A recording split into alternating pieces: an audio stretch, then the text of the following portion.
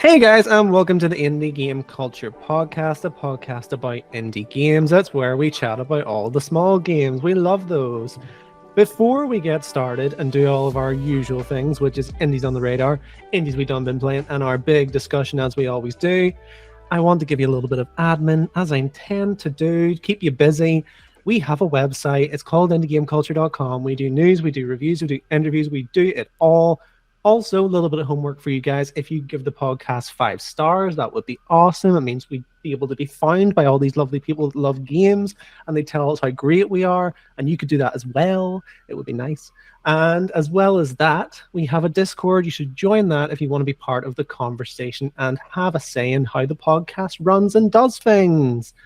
All of that is at your mercy. Do as you will with that. But before we get into the podcast proper, how is everyone? I'm good. I had a fun day out. I saw my friend who I hadn't seen since my graduations because we used to do our creative writing course together. And then she went off to live her life and I lived mine. But we came back, had a nice day out today, shopping. And we did some clothes shopping, but we also went to the Lego store on Forbidden Planet, which is always good.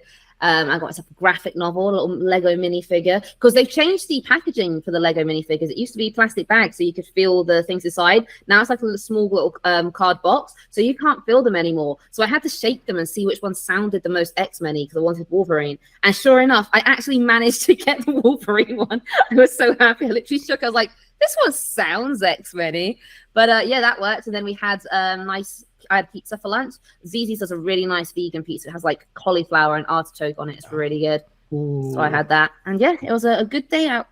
So like, what do they use for cheese instead of? They've got like a cheese? Sort of vegan cheese, but it's like a sort of almost like a sauce rather than like the sort of regular sort of grated cheese. They've got like very sort of thin white cheese sauce, which is like, I don't know what it's made with. It's probably fake vegan cheese, but it's actually pretty good. Like a lot of vegan cheese is awful, but the Zzz's one is really nice. It's definitely my favorite vegan pizza I've had. And they've also got like green pesto, and I love pesto so much.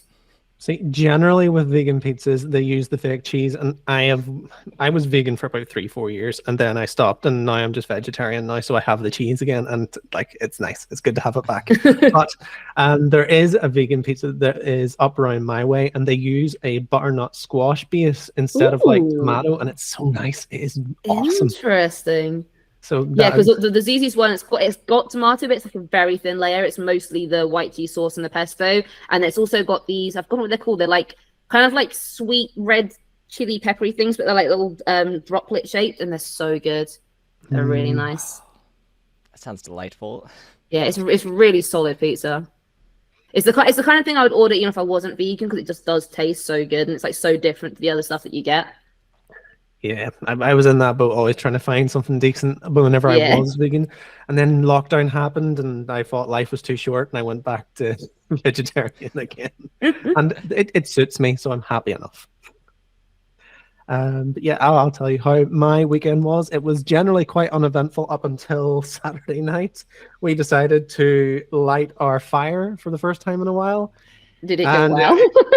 It did not go very well. So we had a mild house fire. Oh no! Oh my God, are you guys okay? Yeah. So basically, what happened was we had the chimney cleared out in like December time, and we had the fire lit in like March or April. So it hasn't been a long time we've left it, maybe like 4 or 5 months at the most.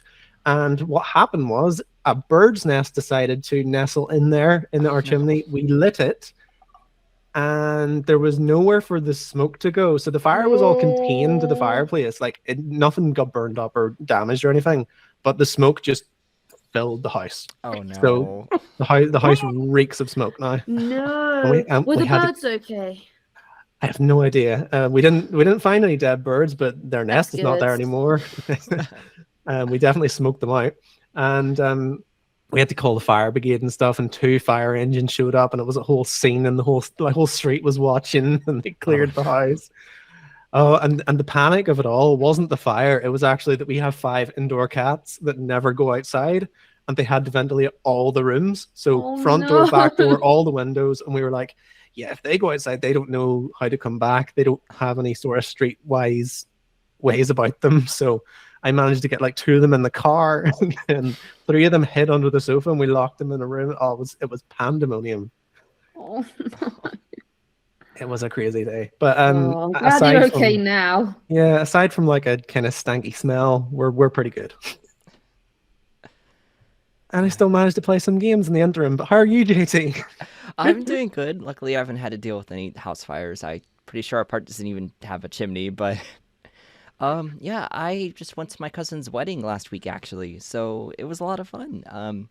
Fortunately, well, the wedding was in Texas, which is much hotter. It was like 30 degrees hotter than like what I'm used to. So it was pretty warm, but it was a really fun event. I remember my uncle, he got to play like the music for the band, like so he played guitar, so it was fun because like everyone like went and rushed him, and it was a good time. It was a good wedding, but I am very much glad to be back in the Bay Area, like around like 67-degree heat. So that's good. Was But it like long travel?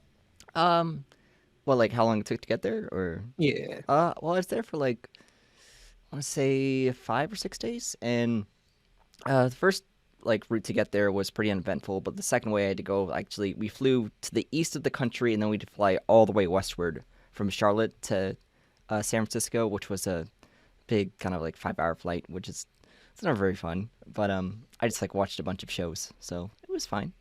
Yeah, I'm not used to those things. Like if I have to go on a like national flight, it takes like at most 40 minutes to get anywhere in the UK from where I am. Like so 5 hours is like nothing to you guys, but that would be like, oh my god, Yeah, I'm in an Yeah. airplane. I'm kind of numb to it now. It's like yeah, just it's something you have to put up with like for one day. It's like okay. Well, it's like when I Done. watch American TV shows and they're like talking, oh, it's only 2 hour drive to college, so we're back every weekend. I'm like, what? 2 hours? That's like once a month maximum for me. Yeah, like you can actually drive from the top of Ireland down to the bottom of Ireland in I think 7.5 hours. Oh my goodness, So you like travel the length of the country from top to bottom. that just kind of I think blows it's me eight. I think away. it's 8 hours top to the bottom in the UK, but yeah, it's like, and that's assuming no traffic, which it never like- is, to be fair. It's like oh, that's like a single state, right? And it's like no. Yeah, it probably only takes 7 hours in Ireland because our roads are terrible in comparison to England. It's a lot of back roads. But yeah, enough talk about travel and all of these things and fires and yeah, we need to talk about games. So we are going to jump into our first section, which is indies that we have been playing. Who wants to kick me off?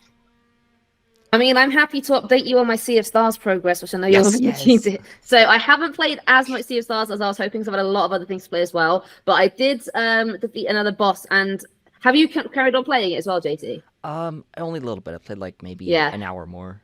But All right, no, because I'm a decent way in now. I'm about 20 hours in, and Cal, I love the little baby gorillas. They are so cute. They're the cutest thing. Oh my god, I love that section. But like, you learn a lot more about the plot at this stage of the game I'm in now, and it's like really heating up. I really like it, and I can't wait to find out what's going to happen. But I'm going to have to wait because I've got other stuff to do. So you guys can have some nice reviews on the indie game culture. It's like you guys are so lucky that I'm putting all my time into getting decent reviews for you guys. But yeah, so the Sea of Stars has been going well, but I just need to like, oh, I did another Wheels game. I found that one you mentioned in the underwater level. Thanks for cluing me into that one. So I got I think that was a silver wheel I got from that one. Yeah. So yeah, I'm gonna have to. All the wheels are arbitrary, but whenever you get a figure, it's fun because the figures I thought actually. I thought the wheels improve your chance of like getting decent hits on when you spin. It does a little bit, but it's just one of those But like things. I've you don't noticed really there's less like spaces that have like nothing at all. From what I've noticed, and there seems to be more spaces with the glowy ones rather than just like plain background ones. Yeah, that is the case, but you don't really notice it with the figures. You get to play a different. Oh yeah, with the figures, style. completely different play style. Yeah. Yeah. I really like the archer because he gets Yeah. to, like through the gaps. I can't remember what one I ran with. I think I went with the default like wizard and knight the whole way because I quite enjoyed it. Well, I like that the wizard gets a second hit, but obviously it starts lower. Whereas with the warrior, it's a case of like just really hoping that they don't get a barrier on their wall. turn, because then you Yeah. can just like tank them in like one turn because he gets like really strong towards the end. But yeah, I love a mini game. I love a mini game, so that's been really fun. But yeah, then I played then Maniko's Night Market finally released. I was very excited to play it. Now, game itself, wonderful. I really enjoy it. It plays like trash on the Switch. Like, it is so laggy. It's ridiculous. Like, when you sort of go, there's quite a lot of loading screens, like because you have to go like in and out of buildings and areas and stuff, and like they take, I'd say at least a minute per loading screen. It's well, it may not always a minute, but at least half a minute, sometimes a minute per loading screen. But the worst part is the music. It's just glitching the whole time. So it's just cutting in and out, and it's like, what is going on? Sometimes it randomly freezes. When you're crafting, it's okay for the most part. But when you're crafting on the sewing bench, every single time you make an item, it will just freeze there for like 20 seconds after you make it before you can carry on. And all the mini games for the crafting are based on timing. And when you've got lag happening, it is so frustrating, especially because a lot of them cost quite a bit of materials. And if you mess up, you just get a garbage woodcraft or garbage whatever, and you lose all your materials. So there was one I was doing that used 14 wood and like 3 rainbow dyes, which was quite expensive. And I tried to do it, and the game like was freezing in and out. So I missed enough of the things that it didn't count. I was like, that was so much wood. So what I did after that, I went to bed. So because basically you save every night you go to bed, and I just kept on resetting the game until I got it, because I was like, there's no way I'm losing that many materials again. But I do enjoy the actual gameplay. So it's got a very sort of cozy vibe. It's not a farming sim. There's not actual farming, except technically later in the game you can grow cats. But apart from that, it's not a farming game. So you do harvest resources to do your crafts. So what you're trying to do is create different items for the night market, but you also have to do requests for the NPCs that live in your town. They'll be wanting certain items, and they've all got unique personalities. So like one person's really into insects, so you get them sort of insects themed stuff. Another person's like really into this boy band. Another one really likes dogs or cats or whatever. Like they've all got different things that they're into, and so that's how you progress your friendship, as you do the little quests for them. Now my issue with that is that when you start doing a game, you get crafting recipes as a reward for doing the quests. There are a limited number of crafting recipes, and once you've done that, you just get items from them. But often the items you get from them cost less than the items you're giving them. So it's like you're kind of doing it just to get the friendship up, and you're not really making anything from it, which is kind of annoying. But also, there's also fishing in the game, and that one I do quite like, because there's a fishing mini game for it. Basically, you have your little bob above the water, and then the fish will sort of like go past it and like back on itself, and you got to catch it when it goes up to your bob. But the more you play it, the more you get used to the fish patterns, and the way the fish turns around when it's going to go up, he turns ever so slightly faster that you wouldn't notice at first. When you've been doing it a few times, like, aha, this is the one, so you get ready to press it. And there's quite a lot of different fish, and there's also museums. I love a museum, so I get to donate my fishies or like my different minerals and flowers, and each season has different flowers that grow. And yeah, I just love collecting all the different materials and crafting new items and meeting the NPCs. The night markets are amazing because they're so colorful and the music's great, and you get to have all the customers buying your things, and you get to change the prices and like barter with them and things. It just feels really fun and cozy. It's got a really great cozy vibe. The characters are really lovable, but like it's a great game. It just has flaws, but I would say they're relatively easy to patch out. There's a few balancing issues, such as with the crafting recipes, which would be harder to patch out, so they'll probably stay there. But in terms of the lag, I've heard they're already working on a patch that should be ready very soon. So and plus they've got the console release coming up later this month, so I'd imagine by then all the issues will be fixed. Yeah, so they're having the same issues on PC. I don't know is the honest answer to that, because from what I can tell on the subreddit, basically everyone there's playing on the Switch, so I can't really tell. It's just it doesn't seem like a high intensity game. I don't think a PC would struggle with that. I just think the Switch is maybe something that struggles with. You say that, anything. but compared to other games that I play on the Switch, it's not that high intensity. Like it shouldn't be anyway, because the areas are quite small. The gameplay is nice and slow. Like that's the only other thing actually. Your walking pace is quite slow, and you can run, but you have to hold down the button. And I wish you could just toggle it on and off, which I know sounds really petty, but like when you're playing for like a few hours at a time, constantly holding the button down, it kind of makes your finger ache a bit. So I wish that was an option. But no, the game itself I really enjoyed. I gave it an 8 on the review, which I think was very well deserved. And then the other thing I've been playing is Paleo Pines, which is the one we discussed a couple of times on the channel I did the interview for. So that one basically is a farming ranching sim with dinosaurs. And I think it would have done better to just get rid of the farming and just have the dinosaurs, because like I do like the game, but basically everything I like about the game is the dinosaurs, which I don't think basically without the, because when I did the interview, she was saying how the farming is not really necessary, which technically is true. But if you want to progress at any kind of decent pace, you need the farming so you can like feed your dinosaurs and stuff and sell them to buy other things. And I just wish they gave you more starting budget so you can make a better ranch to begin with. I wish it was quicker to get your first dinosaur. Like it's good 3 or 4 hours into the game before you can even start collecting dinosaurs, other than the first one that you come with. The farming is very slow because you have to do it one at a time. You place the things, you water them, and because it's based on like a dinosaur thing, each like space that you like dig the holes for the farming is like the size of your character, and the movement, your character doesn't go where you tell them to go. So you might like tell them, okay, take 1 step forward, like 3 steps forward and a step to the right, got it. It's like they're just going all over the place, and it's really frustrating when you're trying to do something like dig, where you have to be very precise of which square of the thing it's going in, and it does get very annoying. But the dinosaur aspects are brilliant because the way it does it is 30 odd different species, but each species has different patterns and different colors it can be. So every day when you go out into the world and you see like the fields of dinosaurs over, they're all different colors. Each day looks different, and you're like, because there's some that are like common, some rare, some like uncommon and stuff. And so you kind of get used to which ones to expect, and then every now and then you'll go out like, oh, I've never seen that color, I've never seen that pattern before, and it's really exciting. And then you've got to try and like gain their trust. So you have to play a song on your flute. So there's 4 different notes you can play, and you have to pay attention to the dinosaur to see which notes they're saying, and then you copy them on your flute, and they'll trust you enough, and then you get to feed them or soothe them. And there's like kind of like a meter thing with like a little arrow, and you've got to get the arrow into the green so that you can give them a pop-in, which will gain their trust. Now, the only annoying thing there is that different dinosaurs like different flavor pop-ins, and I'm over 10 hours into the game now, and I've still only got 2, and I've met some dinosaurs that don't like either of the 2. So there've been a few times where I've seen a dinosaur and I really, really want it, and I waste my time and resources feeding it, getting it to the level where it needs to be, and it just will not be my friend because it won't accept any of the pop-ins I've already got, which is kind of annoying.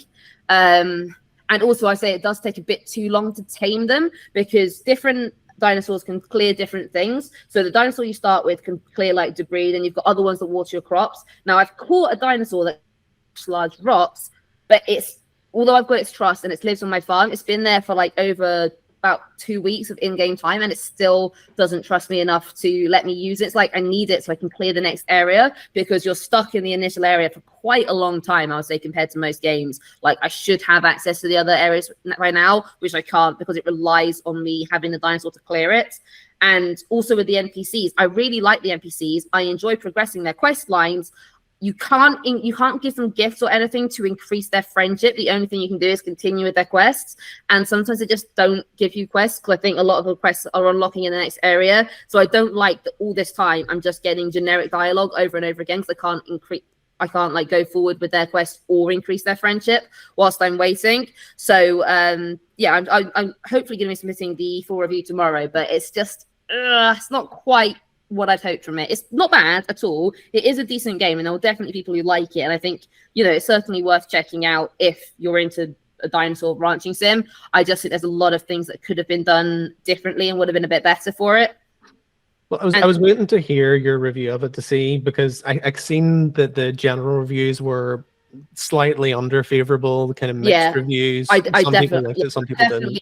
Definitely get, because I've been looking. I haven't read the full reviews, but I've sort of been looking on Metacritic to see like if other people kind of agreeing with me. And I definitely sort of agree with the general thing. Like I'm probably going to give it a 7, but I can understand the people giving it a 6, just like I can also understand the people giving it 8 and 9, because it's very much going to be personal preference how you weight the different things, because there are plenty of flaws, and it's purely going to be a case of how much does that reviewer weight that thing. So for me, the flaws are annoying, but not annoying enough for me to give it a bad rating. But I can understand if someone's more used to more polished games, for example. I think I say more polished, but apart from the movement, it's not so much that the things it does are done badly. It's more there's not enough in there.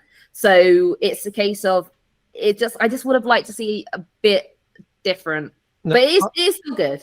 Obviously, I've got no first-hand reference to it or first-hand experience playing it, but just from listening to you kind of writing that off, I had this notion, and I'm not sure if this is 100% true, but I had a notion because I have that link to the studio.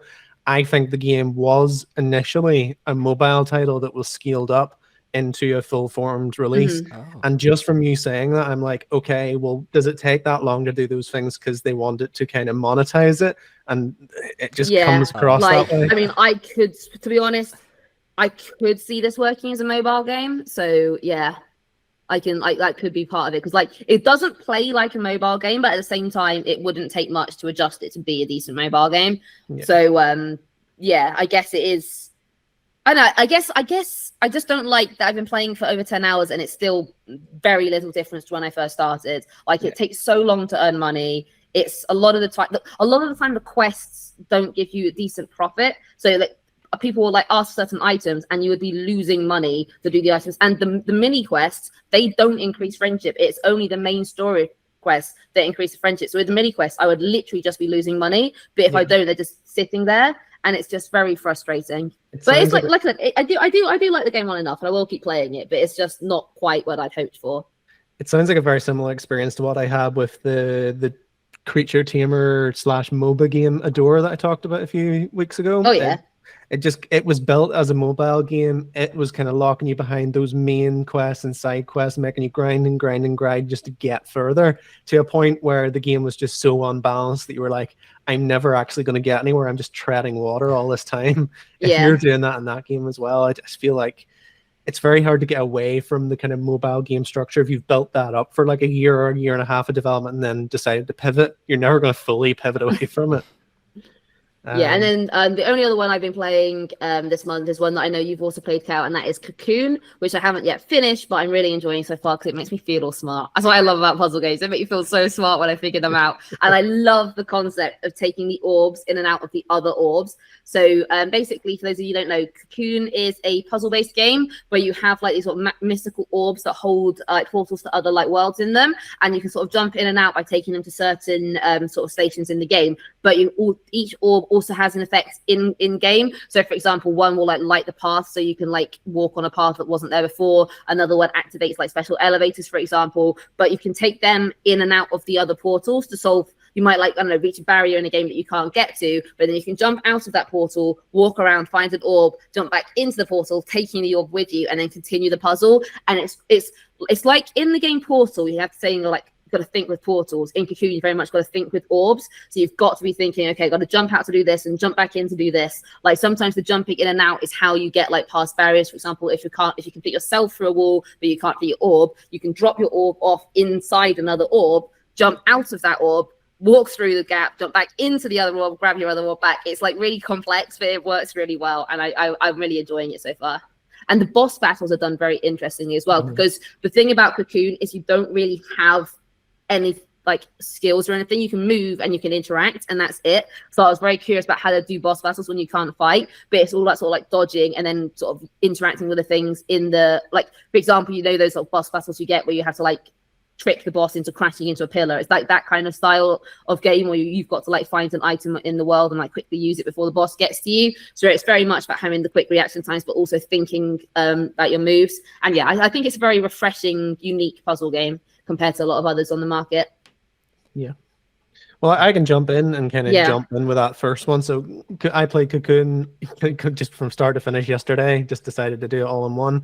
And I really, really enjoyed it as well. It is a very, very strong puzzle game. I would say that it goes for the very artistically led narrative experience where it doesn't tell you anything. It lets you make your own decisions as to what's going on. And in the end, there's kind of the ambiguity rather like around what you were doing the whole time and what it means. I don't think it really hits the mark in terms of story. Like I just couldn't draw any parallels or any lines at all, which is fine. That's not what it's about. I haven't got any story from it at all. I'm like, okay, I'm a bug carrying an orb. It's cool. Yeah, that's literally it. You kind of have to just suspend belief or like just let it go for the vast majority of the game. Like you are a cicada with orbs and that's it. And that's fine. Like it's going for the Journey thing, but Journey had that clear storyline of like this is life and death and all, like you know what Journey is, but with this one you don't really know what's going on, but that's okay. That's fine. From the puzzle aspect, the wheels within wheels, sort of orbs within orbs design, very, very clever. There are some situations where kind of repeats the solution from a previous section, and I'm like, okay, fine, just don't do that again. And there are other sections where, well, not even sections, I just thought that it ran on just a little bit longer than I maybe wanted to, because I was kind of feeling a little bit burned out, because I sat and done it in one, but the game's only 4 hours, 5 hours, so like you can sit and do that in one realistically, and you shouldn't feel burned out. By the end of it, I was like, this could have wrapped up an hour ago and I would have been okay with that. But I always thought that the way it was going to wrap up was get the orbs out of where they were and then put them back into somewhere, and that's kind of how it wraps up. It's very, very clever in the way that it does it. And I think the areas that it succeeds most is definitely in its visuals and its design more than visuals. It looks great, but in terms of the design, it's absolutely fantastic. So I want to rave about the chapter select, which, Melika, you won't have seen yet, but the chapter select is basically like a wheel where you can go from 0 to 100%, and you can just pick your progress through the game. Oh, that's really cool. I like that a lot. That's really I want to go back and get my collectibles, and I was just like, oh, that's the best thing I've ever seen. It took me a while to realize they were collectibles. They're very well hidden in COCOON.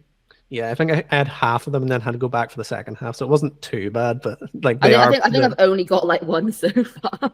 Yeah, they are pretty well hidden, to be fair. Well, I'm always worried that I'm completely missing something, because like often at times, because it's fine, it is a linear game, but it's like different branches and tangents you can go off on. So I'm always worried, like, oh, is this going to be the right thing? And then of course you get to those things where you're like, the wall will go up behind you, like, oh, can't look back there. Yeah. So I guess that'll be useful at the end game when I'm sort of going back to find them. The loading screens, I agree. And the thing that I love more than anything else is the sheer minimalism of it all. Like, you literally have one button that does everything, to the point where if I sat my mum down, and who has never played a game in their life and never really intends to, if I said, this is a puzzle game, you have to use these orbs, this button makes you do things, this button makes you, this analog stick makes you move, she could wrap her head around that and she could do it. And that is good game design. Because I remember when I saw it at Gamescom, and they had each game had like a plaque with all the different buttons, and most of them was like, this button does this button, and I looked and it's like, move, do stuff. I say, I'm like, how is this gonna work? And then I play, it's like, that's clever. That's really clever. Yeah, it's a very, very clever puzzle game, and it's that perfect level of you're constantly moving, constantly doing things. I find it a little bit patronizingly easy at the start, but I think that bodes well. It's only the very start, really. I think as soon as you get that second orb, it starts getting a bit more complex. Yeah, I thought about halfway through, I was like, okay, it's starting to ramp up now. By the end, I was like, oh, this is actually really testing. So it does ramp up, but like the first while, you're going to be like, is it going to get any easier? But it's just kind of, it's lulling you in. Yeah. And as you say about the boss battles, they're also, very, very well done.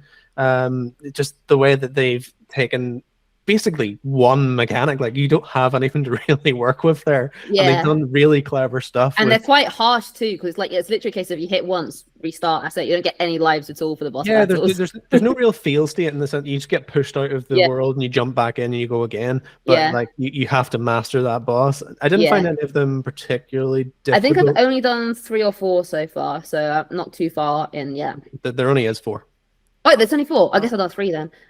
Yeah, there technically is a 5th one, but it's not a boss. I thought there were gonna be like 10 or something, because I was looking at the achievements, and there's so many, so I just assumed most of them were bosses. No, they're all for the Moon Ancestors. Oh, okay. I have to look really carefully for them then. But yeah, COCOON's very, very good. I would. How long did it take you? Oh, to finish it about maybe 4.5, 5 hours. Oh, that's okay, because I'm about 1.5 hours in at the moment, so. So, like, were there any puzzles that I know you get really stumped on and you had to look up a guide for, or was it all fairly like not yet, but it might get harder, because like I always try to tackle a puzzle for at least 15-20 minutes before I go for a guide, because I don't want to feel stupid. I like to think I'm pretty good at puzzle games. I had to use a guide at the very, very end because I couldn't quite understand what it was asking me. I knew roughly what it was trying to get me to do, but I was like, no. And it was giving me some sort of situational clues, and I was like, that doesn't really help me get to where I need to go. So I looked it up, and it didn't tell me the solution, but it told me what was going on. And I was like, oh, I get you. I'll work it out from here. So I sort of looked up a guide at the very, very end. Hey, But Cal, you know the puzzles that are basically there's different poles and each one's got like a different number, like shaped with like different number sides on them. yeah, So for the second one of that, you have to like you see them, and then there's like a path that goes around the back of some pillars. And like I bet that path was, and I was literally walking around the path, and I was looking so intensely at the path, trying to see if the stones were a clue. And then I looked up, and there's like a mountain in the back, and they're so obvious. I'm like, how did I miss that? It's Yeah. literally that. It's literally so obvious when you walk around the back, and I was so focused on the minutia that I totally missed it the first time around. Yeah, they are very clever as well. It's all done through like environmental stuff, and like Yeah. there's no HUD whatsoever. It's all seamlessly blended in. And Yes. you don't really get that from a lot of puzzle games. They tend to be either way too complex in how they're trying to hide things, or they just hand it to you. There's no in between. This one kind of hits the sweet spot. I would argue that it's not the best puzzle game of the year because I still think Humanity was better, but COCOON's probably a very close second. Humanity? I reviewed Humanity. Yeah, it was. Ooh, I think I gave it a 9. It was very good. Oh, very nice. I'll have to look into it. How about you, JT? I was like, no, Cal. Oh yeah, I can do the rest. Don't worry. Sorry, I completely. I was thinking COCOON was still mine. I was like, no, wait, that's Cal's. We shared it. No, it's cool. So I did a little tiny bit of Lies of P just after they done the patch for it. Basically, what happened there was they brought a patch out to make it a lot easier. So they brought the boss damage down, they brought the boss HP down, they made some of the overworld stuff easier, just generally just debuffed everything. And it is a good bit easier. I haven't given it that much time, to be honest. I got through an area, it was a lot easier, and I was like, oh, okay, well, I'll get back to this whenever I feel like it. But I'll let you jump in, JT, because I assume you've played it more. Sure, yeah. I think a lot of the changes were really needed. Where, like for example, there's the option where you can either choose to use a boss soul or a rare ergo to get a weapon or an amulet. But a lot of the amulets you get are actually extremely heavy, so you can't actually use any of them. And some of the changes actually made those lighter, and there's other changes to like make all of your equipment load lighter, so you could equip more stuff, which is very nice. And my least favorite mechanic in the game, the golden fruit tree, which it grows a resource that you need, but it does it on like an in-game time. So you just have to wait actually like 40 minutes for it to grow, and then you spend it on this wishstone resource, which is kind of vital for some boss fights with the Spectre for restoring their health. So that was really needed. At the same time, they made some of the later bosses easier, and I appreciate that because they were that difficult, but at the same time, it feels like it invalidates all of like the hard work I put in to beat them. It's like, no, like I suffered so much, now other people have to too. But they were that hard bosses that it does make sense to make them easier. So I think they're fairly welcome changes. Yeah, I got through the King of Puppets boss before the patch, and that was tough, man. Yeah. That was really hard. Like the first phase is hard enough, and then the second one comes, and you're already on like no health whatsoever. You're like, I've got to make this work. But I imagine that's so much easier now. Oh my gosh. I just remember staggering them into oblivion that I actually almost didn't get hit the first phase, and the second phase I got demolished. And I think as some to Spectre, I feel like I kind of cheated. I was like, oh, this is going to be way too hard on my own. But yeah, well, as I said, I don't block in that game. I just move. So Always the best way. Blocking is so hard in any game. oh, but in that game, like they really want you to block and do your like perfect parries, and I'm like, nope, don't wanna, won't engage with it whatsoever. So I think I got quite far considering.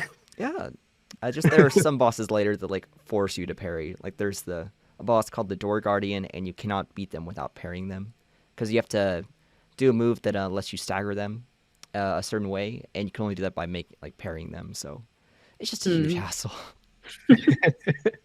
But yeah, I've only played a tiny bit of that. I probably will go back to it at some point and passively get to the point of finishing it. I don't know if I'll do the whole new game plus and platinum it. I've heard that it's not very fun to go through new game plus in that game, so we'll see. Yeah, I'll say they give you some weapons at the end of the game that really trivialize another playthrough of it, and I think it's nice having all the amulets and stuff. It's just the bosses at the beginning are still gonna have the easy skill set, so I just don't think it's worthwhile unless like you want to mess with some more quartz to mess with the skill tree they have in the game. But I just don't see a reason to play it again after finishing it. Yeah, trophies are the only reason I do things twice. So, but yeah, I'll move on. So the one game that I played, well, actually, I'll preface this by saying I bought a couple of games on PC and have been playing on my PC, which is Ooh, look at weird. you. But before I go into that, the game that I played on PlayStation, and I've been kind of saving it like a little treat for myself every now and again. I'm doing like a little section, and then just leave it and going, I'll go back to that when I'm ready. So, if you know Sea of Stars developer Sabotage Studios, they had a game called The Messenger before Sea of Stars. I've heard of that. Yeah, so it's like it's kind of based on, I don't know if it would be like Contra, or I don't know what one it would be closest to, but like old 80s, 90s platformers, and it's like a ninja platformer where you just basically have to get from A to B, and it's a very, very cathartic platformer. But it's also got that Sabotage Studios writing in it. And as well as that, I didn't know how closely linked it was to Sea of Stars, but having played that in full and like in and out, back to front, no Oh, they Sea sit of in the same Stars. world or something. It's basically the same world, but the Interesting. messenger takes place like after the fall of Sea of Stars world, and the world's like decimated, Right. so it's like in the future. Right. And it's quite interesting because like you go to places that you've already been in Sea of Stars, like Glacier Peaks, you go there, and Autumn Hills, and you go there. I like Autumn Hills. It's got such a pretty aesthetic. So that already existed in the Messenger, and like That's cool. the music is just a little bit different, but basically the same. Old enemies pop up, like there's the little DJ dude with the bongos. Oh my god, I love that guy so much. He's Yeah. so. I remember when I first saw him, I was like, that is hilarious. Yeah, well, he was in the Messenger as well, and the Prophet is the archivist, but the Prophet is like in this world of the Messenger, he is basically your like merchant who you drop in and get That's upgrades cool. and guides and stuff with. So, as well as that, you can ask them for like a story every single time that you drop in. And it's all very like Like with Teeks. Yeah, same kind of thing. It's very good. So I'm really enjoying that, but I'm kind of savoring it and not bursting through it in one go. I have a tendency to do that, and then it'll be done, and they haven't made another game, so we'll just keep that in the back burner. But I also played some PC games because it all kind of started because I saw that Moonstone Island came out that we were discussing last week, and I was like, I kind of want to play that. But and I know it's not going to come to PlayStation, and if it does, it's going to be in 2025. And I'm like, do you know what? I'm just going to buy it. So I went and got that, and I've only played like 2 hours of it, but it is very nice. It's kind of a blend of so many different things. So you've got the Stardew Valley aspect of it, obviously, where you grow seeds and they grow into plants, and these plants are then used to tame monsters, which is pretty cool. You get this little band of 3 monsters, and then you can put the rest of them into a sanctuary, and you can take them with you, and they battle with card-based combat, which is basically just Slay the Spire. Slay the Spire.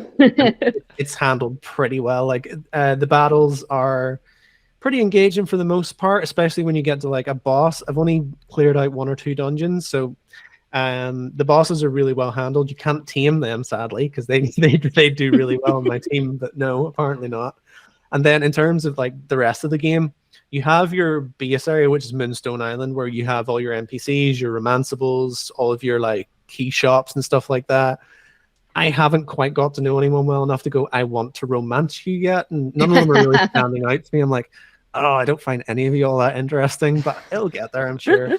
And then the rest of the game is essentially linking up all the other islands. So you start off where your broom breaks and you have no way of getting around. So you craft yourself a little balloon and you just kind of float in the air until you get to your next island. And then you can like join up. Cute. You can join up all the rest of them with portals and just get further and further and further each time. And then you have a little flute whenever your day is ending, and you're like, and you go back to your home world again. You can do that once a day. So yeah, it's really, really cool. I think I am going to play that passively. I don't know if I'm going to like give it like Stardew Valley levels of time, because I mean that would be a lot of hours. Oh yeah. I could lose my life doing that. But it is very cool. Music's very nice. I feel like I'm missing something as well. but yeah, just generally, it's a whole mix of different mechanics. It's enough to keep me engaged, and I'm glad I got it because in a world of like farming simulators aplenty, it does stand out, and I think it's based on that card-based combat. I do like that. So yeah, Moonstone Island was one, and then I also grabbed myself a game that JT has played, and I've raved about, but I've never actually bothered playing it until now. I got Shadows of Doubt in early access. Oh, Ooh. And I've been playing that basically all of today and yesterday, and I really got lost in the minutia of it all. It's very easy to do that in that game. So I've essentially played like 2 or 3 murder cases and kind of Have you messed around. caught the killer? Yeah. I'm yet to do it like perfectly because I'm very messy when it comes to these things. So I always miss some sort of detail, but it's so easy to get lost in the minutia of it and like just follow a red herring to its natural conclusion and go, oh, I just wasted like half an hour of my time on this. This had nothing to do with anything. That happens a lot in that game. There's no escape from it, unfortunately. But I kind of like that though. I get that people would be frustrated just going through all that and then going, "Oh, that was for nothing." But I kind of see that as like the role of the detective. That's what happens. You get lost in the world. But yeah, it is clever. I can see some early flaws with it. Like there's still a lot of bugs in the game because it is early access. Like for example, I ended up having to kill someone because they caught me doing something, so I just like beat them to death, and then I tried to run away from the scene and I fell through the world and ended up in the hospital. No. Like, oh well, I suppose that got me out of a jam in a way. So that was a bit strange. Yeah, that's what those cyber legs are for, that in case you fall out of the world, you'll be just fine.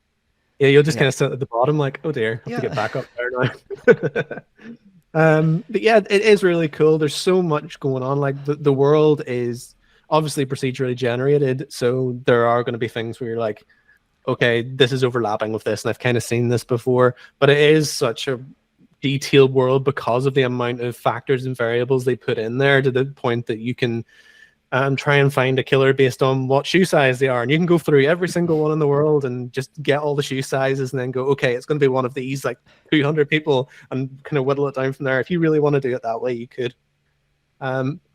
I just like the overall detail of it. There's just so much to be at. Yeah. I feel like it's going to get boring in about 4 to 5 hours, but I'm enjoying it now.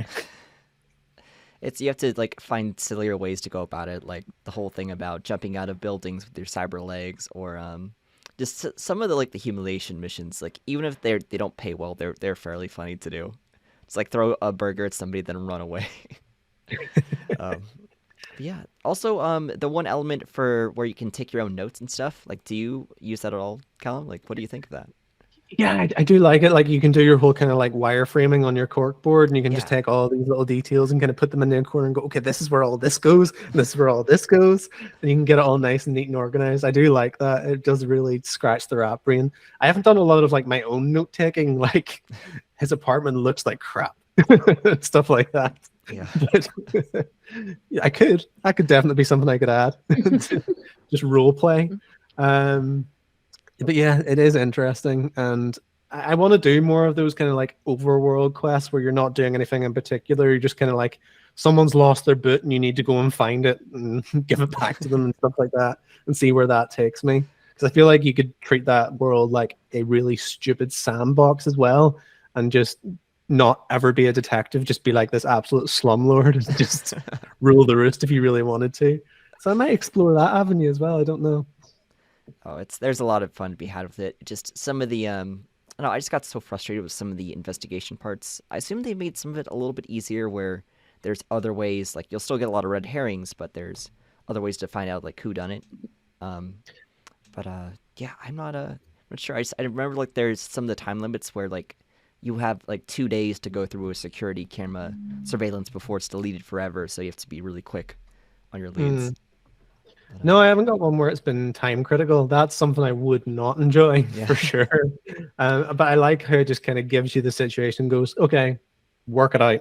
And you can just kind of take your time with it and go through people's stuff and just go, And I also just like that you can be an absolute scumbag as well, because you have to control your like hunger and first levels, and you're just sitting in their apartment stealing their spare change and eating all their food and stuff. Just like, okay, murder now.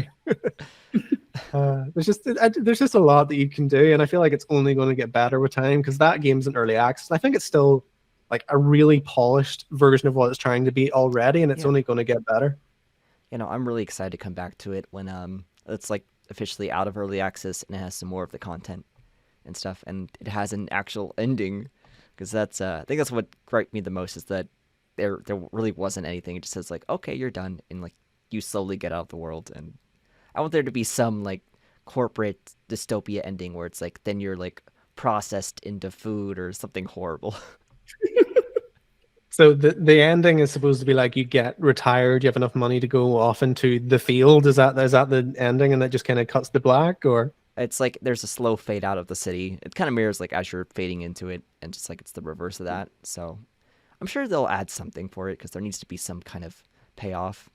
But yeah, it's like, I mean, oh, I would like there to be more like non-procedurally generated like murders to solve alongside all the procedural. Like if you had like a nice spine of like well-made, well thought out, particularly made things, and then you had all of like the randomness on the side, that would be good. Because at the minute it's just, you could have a really good one, or you could end up with like a really bad procedurally generated run. It just depends on your seed. Yeah, so it's all random. Exactly. If they had like a nice spine of like a perfect like main quest of like, let's even say like just 10 really well made whodunits alongside all of the other stuff, that would probably be enough to have everyone catered for.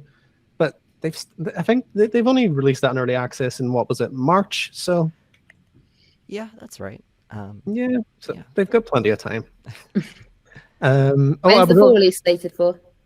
I don't think they have a roadmap laid out to release date yet. See, that's one thing I don't like about this whole early access thing, is that a lot of the times a developer will just put a game into early access and then just leave it there for indefinitely. And it really annoys me because I don't like playing early access. I want to experience it as it's meant to be experienced. Like I'm pretty sure the full release of Slime Rancher 2 still isn't even out. Like I think even that's still in early access. It's like I don't mind waiting, but it's like I want my game.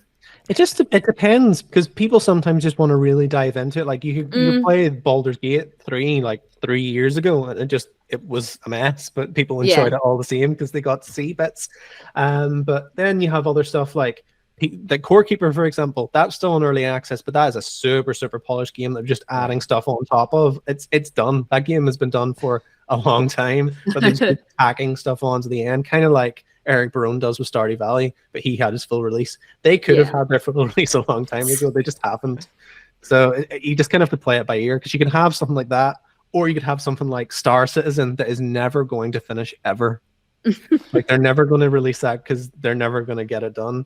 And that's a weird one, because people can't decide if it's worth it or not, even now. And it's been in early access for what, like 5 years or something? That's insane. Yeah, and the amount of money they made on Kickstarter for that, like ridiculous. Really? Oh, I think they've thrown like hundreds of millions into that. It's crazy. Wow. And apparently it is a really like intense, very immersive game if you want to give it the time. But at the same time, there's a lot of flaws with it and a lot of issues.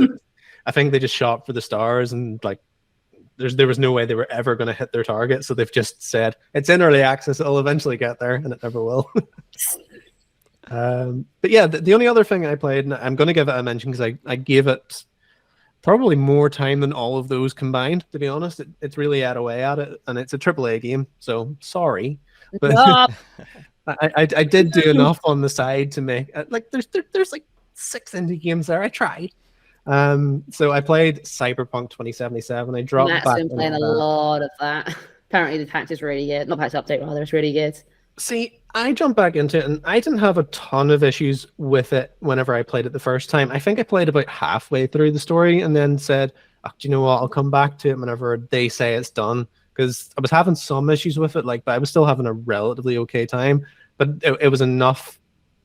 It was buggy enough that I was like, this could be better.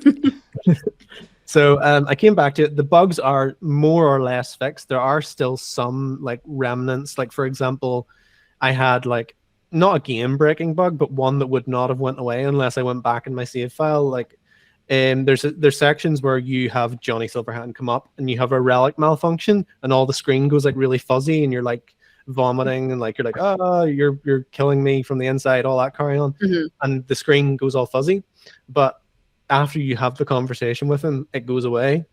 If you pick a particular dialogue option, it never goes away for your entire save. So I was like, crap, I have to go back. Oh dear.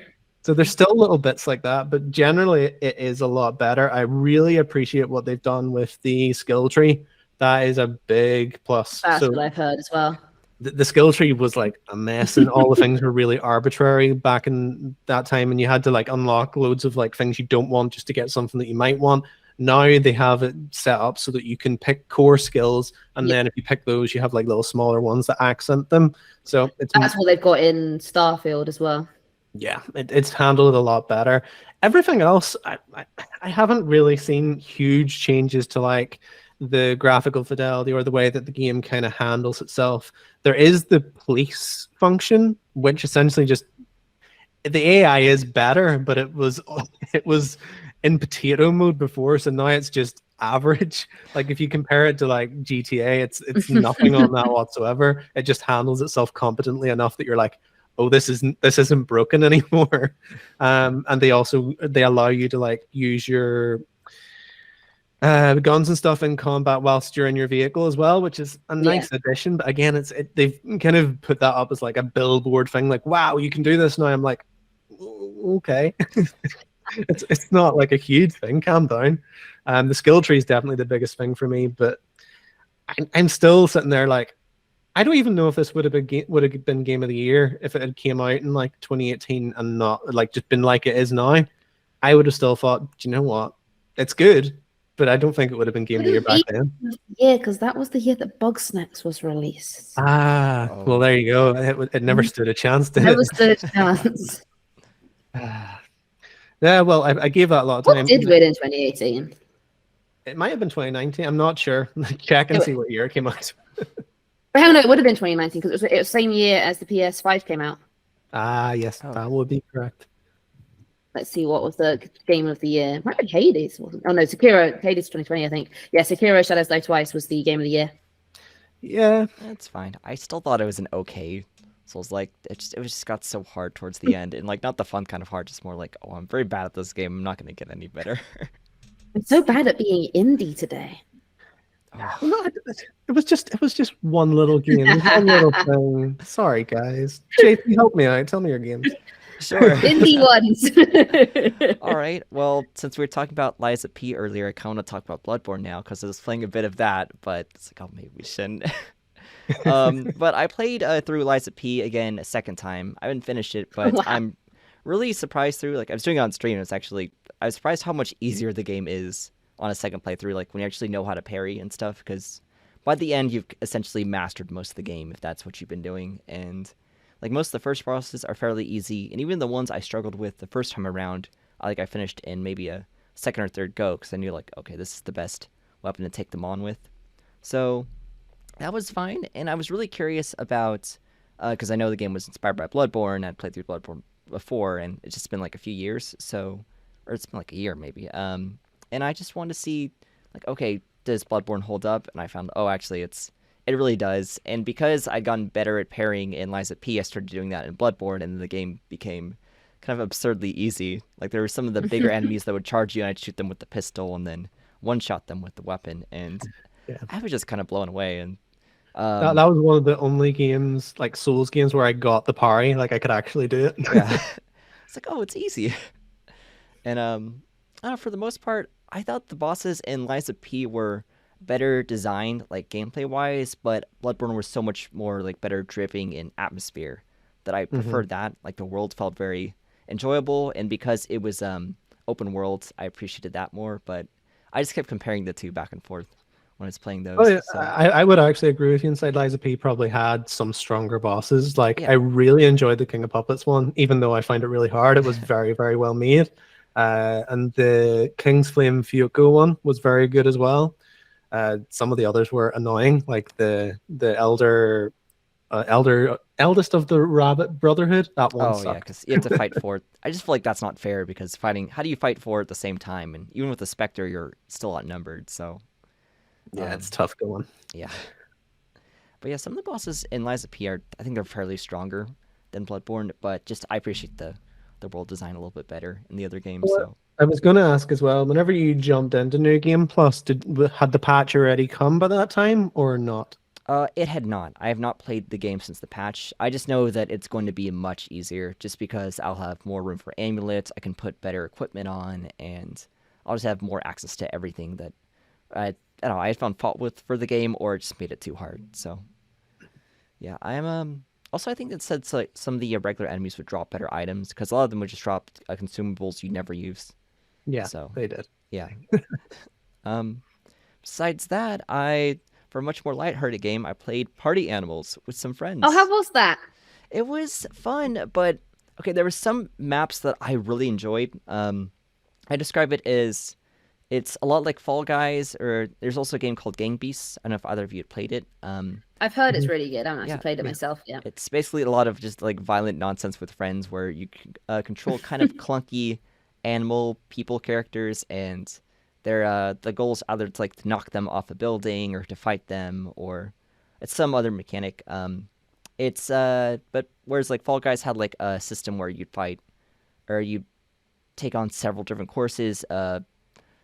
Party Animals is just like you do one game and then that's it. So Oh, it's okay. fine. Some maps were okay, and some that I got just kind of bored of, and it forces you to be online all the time, so you always have to play with eight Ah, people, which that got a lot of negative reviews on Steam, which I understand. But there was this one bridge one that I enjoyed. It was like I just kept thinking of like this one scene from Indiana Jones where like they're fighting on the bridge and the bridge falls down and everyone's clinging on fighting, and it's uh, like some of the elements for grabbing onto stuff and where you could climb and everything were kind of interesting, but the game itself was way too clunky for me to like really enjoy it. Like I could yeah. basically enjoy it with friends, but on its own, it didn't really hold up to Fall Guys or some of those other kinds of games.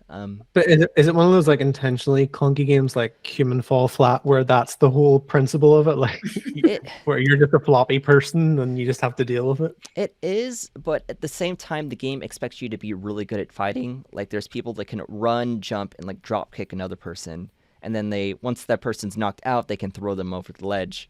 And if you don't know how to fight well, then the game just becomes really inaccessible if you're fighting against really Hmm. good people.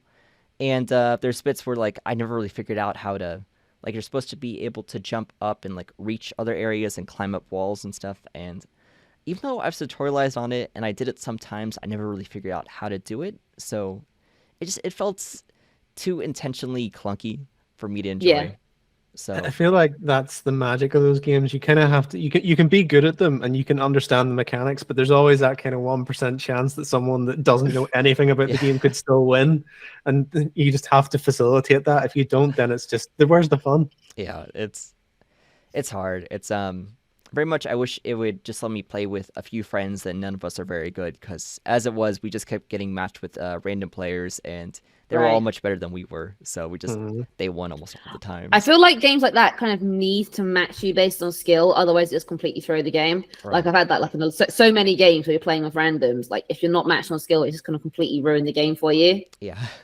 Yeah, Um I've had that to a point where like if I was doing my rank games, I would just sit and lose every single one of them, and then just play in like a big fish in a small pond, just like, "Ooh, I'm so good," and then get to my normal rank again, then go, "Oh, there you go. There's my Well, ceiling." it's like when Crash Team Rumble was released. Like they had the match, there was no matching at all. So sometimes you'll be on a team with absolute awful people playing against an insanely good team, and then other times you'll be just absolutely dominating the other side, with no challenge whatsoever. And it was like you need balancing to make it fun. Because it's not fun to play someone who's way worse than you, and it's not fun to play someone way better than you. There needs to be a balance, or it just kind of takes it away. right. I And agree. I don't know, I still had a fun time with it. I just feel like if they could do things where like maybe allow you to limit the player size and play offline, that can make the game much better. Like that would get a much better reception to a lot of players and Yeah. could fix some of that.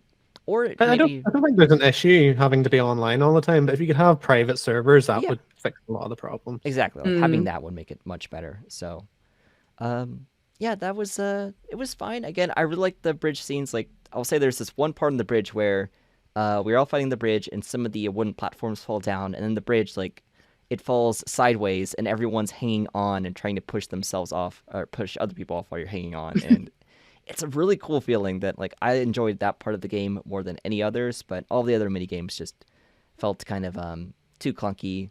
That's like either you're both fighting on trains and you're trying to put coal in the train and it's hard to do it on yours and you can sabotage the other train, or like you're both trying to throw gummies in a furnace and you're like trying to fight for the gummies, and it was fine, but I don't know. I just didn't enjoy it as much as like Fall Guys, which I feel like I'm a little bit better at. So it's like, oh, I don't want to be, I want to win. I don't want to lose in these competitive matches. So Yeah, that's fair. yeah, I've seen that it's been doing quite well on Steam, so people seem to like it at the very least. yeah. I just don't think it'll retain popularity compared to like some others, Mm. like Fall Guys and maybe even Gang Beasts now. I will say some elements I really like where there's the character design. Like you can play some characters from other games. Like they have a one model that's Ori from Ori and the Blind Forest. And No way, really? yeah, and it looks Oh, I really love that. lifelike. It's a like a perfect model from what I can see. So That's so cool. Yeah. Well, I know it's on Game Pass, so I'm probably gonna try it out and see what it's like. yeah, I would just say if you have some friends, go into it with that. Otherwise, it can feel I don't kind of have frustrating. friends. Ah, No, I do have friends, but none of them on Xbox. oh, Is it shucks. crossplay? I haven't checked. It might be. It feels like the kind of game that might be crossplay, actually. Yeah. Fingers But- crossed. Anyways, that was my time with Party Animals, and it was a fun time, but I don't know. Maybe if a friend invites me to play it, I'll play through it again, but I wouldn't come back to it in my own time. Besides that, I think I'd mentioned last time I was doing it, but I'd played through Road Warden with the new update, and that was a text adventure game that has this really nice kind of grim, dark fantasy setting, and you play as a road warden trying to rebuild roads and bring these isolated tribes together. And the new update added a different ending that I really enjoyed because both the other endings, it's either you do nothing and basically the tribes descend into plague and everyone dies out or just goes a little bit stir crazy. And the other ending is that you sell them out to a merchant guild and everyone like loses their identity and gets kind of culturally erased.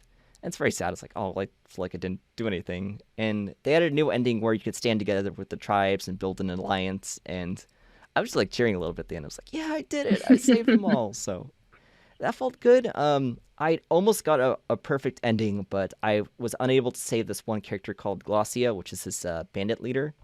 And RIP. you like the good ending is like you want to get her to go back and live with her parents who are struggling and need a friend and stop like terrorizing and murdering other people.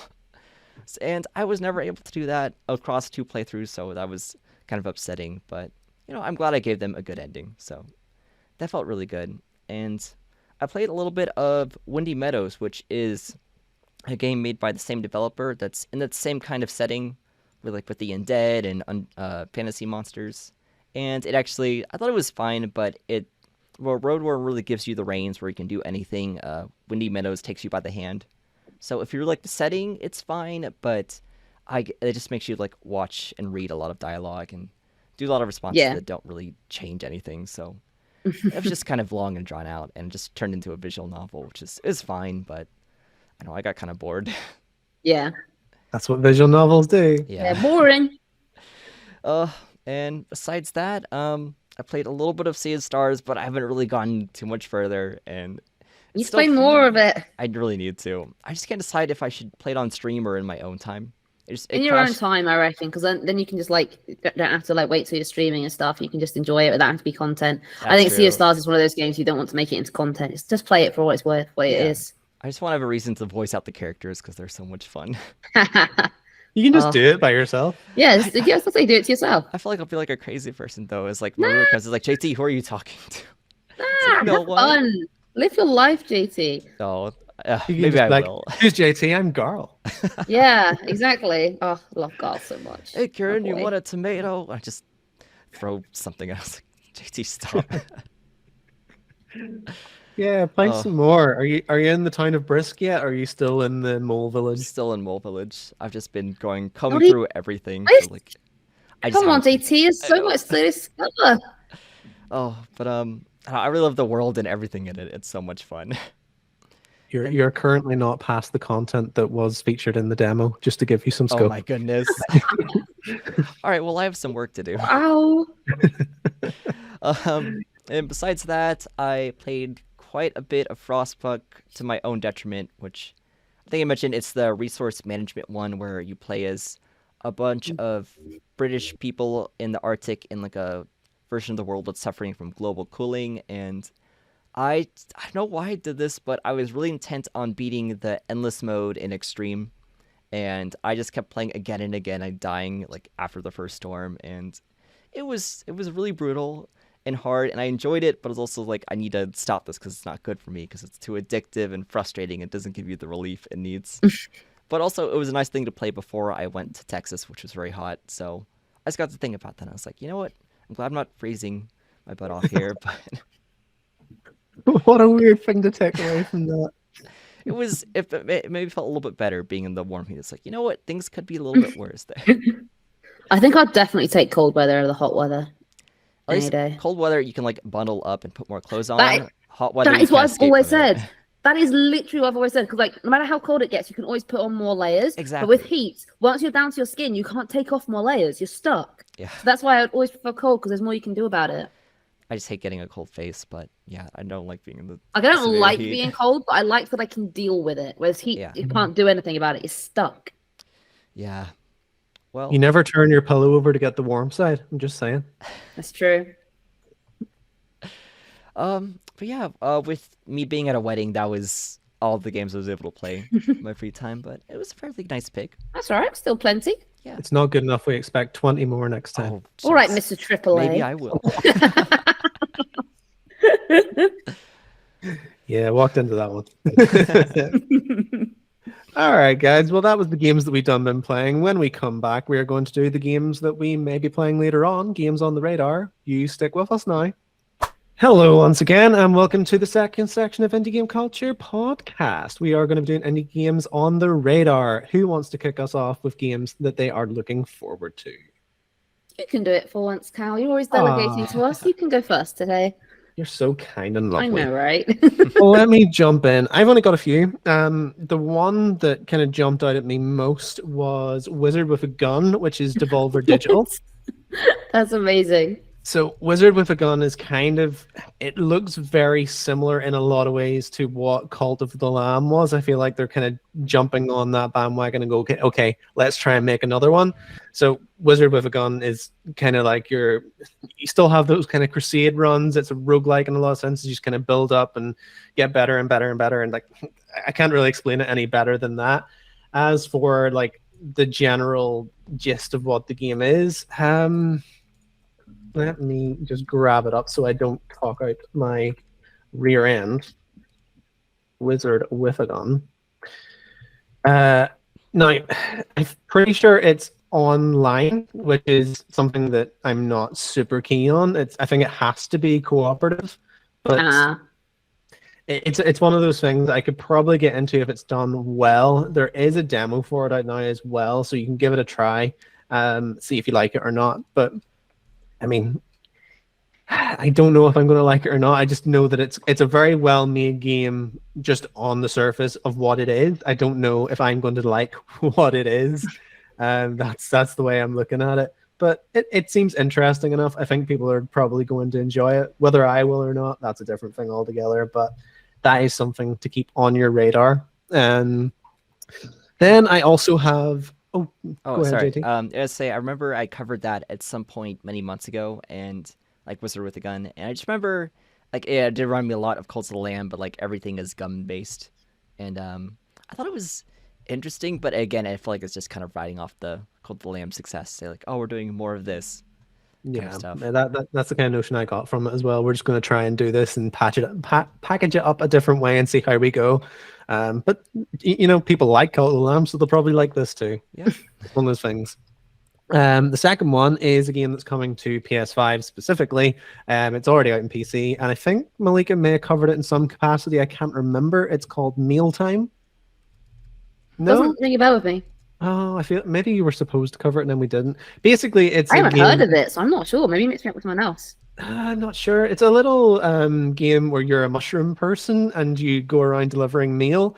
I got it mixed up with Shimmy. Meal time. They said meal time as in food. No, No, meal meal time. time. Yeah. Oh, I think it didn't come to Xbox was the thing. From Uh, what I recall, because it did sound very cute.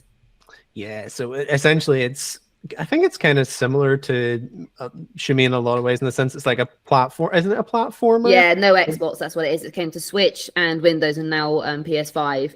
But oh no, it's coming to Switch on the 19th. There But you yeah, go. before it was just PC, but not Xbox, sadly, which is a shame because it's so cute. Yeah, it is one of those that's like a quintessential cozy game And for it's a sure. 3D platformer, and I love 3D platformers. And just adding that in with cozy would be my perfect game. Maybe Xbox will get it eventually. You have to hope.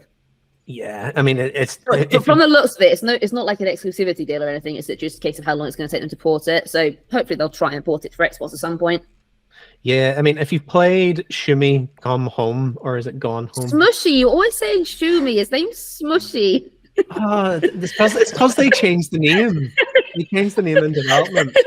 Every time you're always calling for Smushy, Shumi. It's like, Okay. no, I'm always Smushy. Okay, Smushy, per Smushy. Well, if you played Smushy, then you'll probably like Mealtime because it's basically the same thing, but You're a the other mushroom one, exploring the world. you're a mushroom exploring the world, except you're delivering meal in one, and then Like the other in one, Yoko's Iron Express yeah, but with less pinball. with less Sadly, pinball. I would have preferred the pinball. But more one. mushrooms. That is true. There are more mushrooms. So that is coming to console. I will be happy to play that and give it a go because I'm not going to be able to play Smushy, so I can play Mealtime instead. Another one that is coming out. I might have mentioned it before. I can't remember if I did or not. Ghost Runner 2 is coming out. Obviously, that's more of a AA title because it's published by 505, but it is looking pretty cool. If you've played the first Ghost Runner, it's kind of similar to the likes of like Mirror's Edge, where you're just in that free run state and you have to climb from wall to wall to wall. And you're like also like a cyberpunk net hacking samurai who can dodge bullets with his katana and do all this. I remember how huge Mirror's Edge was when it came out. Like that was a big one. Yeah, I think the concept of it was really, really good, and it was handled well enough. I think it could have been a lot better, but it was still very good for like a first attempt at Well, anyone. I remember because like so many people got it at the time. So like a few months down the line, you could get it in like Game Station and stuff for like a $5. Oh, I miss Game Station. I just remember getting terrified falling off of the big buildings as a little kid, and like that inbred a sense of terror of like heights with me for a while. Don't even chat to me about that. There's a thing that my cousin likes to do to me, and I don't have like a specific fear of heights per se, but if you show me like Facebook videos of like people in Dubai jumping from rooftop to rooftop, I'm like, nope, I'm gonna vomit. Stop. I get that when you get those people like climb to really tall buildings and dangle off to take a photo. It's like, guys, why would you risk your life for this photo? At least attach a harness or something. Exactly, that sort of stuff. Just it rubs me up the wrong way completely. But in Ghost Runner, I'm fine. I can jump from platform to platform. And I think this one is also going to include things like vehicular sections where you're like in cars and motorbikes and stuff, and you're like doing like loop-de-loops and motorbikes, and it all gets pretty intense. So yeah, that'll be pretty cool. I don't know exactly when that's coming out because I haven't wrote it down because I am super professional, but that is coming out relatively soon. And then the last one that's coming out, which we will be covering, is Cuisineer. And that is a game which it's kind of like a little cute cooking game, basically, but you can go out into the world and get ingredients and fight off monsters. Like it's basically a dungeon crawler meets restaurant sim, kind of similar to Dave the Diver, but in a different way. So Cuisineer, so Cuisineer, I believe. Yes. Oh, there you go. And it does look very. Oh, I cute. like the look of that. That looks cute. It's cute, it's fun, and it's exactly what it says in the tin. You go out and you fight monsters, you get ingredients, and you give people nice meals. The headline for it is how Cuisineer combines Diablo, Stardew Valley, and food.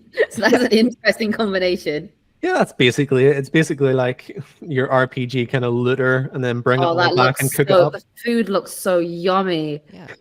Oh my god, I want to eat it through the screen. That looks so good. It very much is like Dave the Diver, but instead of fishing, it's dungeon roguelike elements. Yeah, exactly. That's I like that. I'm gonna have to check that out. That looks amazing. Yeah, it seems like one of those Is sleeper it going to hits. come to Xbox though? Is the question. That is a good question. All I know I'm is it's hoping at coming the very to least PC. it'll come to Switch. No, just PC. Sad. That is sad. But yeah, it looks interesting. I think it's going to do decent numbers. It's going to be one of those sleeper ones that no one sees coming. At least that's what I think. It definitely looks like the kind of thing that should grow popular. If it looks, it's going to be great. Hopefully, great enough that it'll get a port to Xbox. Yeah. Well, I'm still waiting for Dave the Diver, and it done huge numbers. So, but it's coming to Switch, so There we someone go. gets to enjoy it. You get some progress. Yeah, what can you do? Well, that's all the ones that I had. I thought Cuisinier would be one that you probably have written down, but because it was PC only, now I know why it wasn't. Now we why. Well, I'm happy to jump in. So, admittedly, I haven't really looked at what was on the horizon just because I feel so overwhelmed. There's so much stuff I want to be playing right now. So I've only got 2 on my list, literally deliberately, because I don't want to see what's coming. Because I'm like, no, I can't play anymore. I've got to play all the stuff I'm playing right now. So one of them is a game that I did the demo for at Gamescom, and that is Jusant. So that is a climbing game, but I've played games before that have climbing aspects. This is very much climbing is a focus. And as I've mentioned a few times on the podcast, I am a climber myself. And like I do like indoor climbing mainly. I say mainly, I only do indoor climbing, but I like bouldering or auto belay. But Jusant, basically you're climbing up a mountain, but there's such a heavy focus on the technique of climbing. You're not just like pressing A on a wall and moving up. You're controlling the hand movements. So you literally have to like let go of the hand, grab a hold, move the other hand, like move it in the right direction. You've got to like time your jumps. You've got to decide when and where to place your hooks, because you can basically like hook into the wall, but you get a limited number of hooks per section. So if you place them all early and you fall, you have to go straight back to that block. So it's about thinking, okay, how far can I get away with without placing one, so that if I fall, I can get back to this part of it. So it's from the demo, See, the thing with Jusant is I really did enjoy the demo. I thought it was great. It was really interesting to play a game that focused that heavily on the climbing aspect, which I haven't encountered before in a game. My only concern is, will it get too repetitive over the course of a full game? Because whilst it was good in the demo, it's a very technical game. I'm just not sure if that can hold the enjoyment, especially as there don't seem to be collectibles or anything. I don't know if that changes later on in the game, but as it is, you're just climbing section by section, and each section like has sort of different like climbing holds and stuff, and it's very interesting. And I think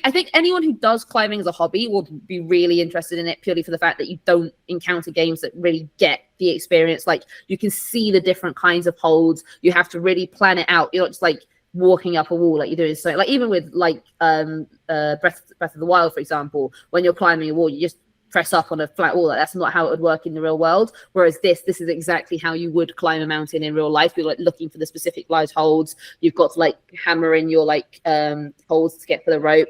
And yeah, it's just very accurate, which I really appreciate. You can tell the person who designed this game really did their research on like what it is like to climb a mountain, which you don't really get in a lot of games, even AAA, let alone indie. So I was very impressed with that. So I'm definitely excited to play it. I don't know if I'll enjoy it over the course of the game. We'll have to see. But I'm very much looking forward to this one. And then the only other one I've got written down, I think JT will love, and it's called Headbangers Rhythm Royale.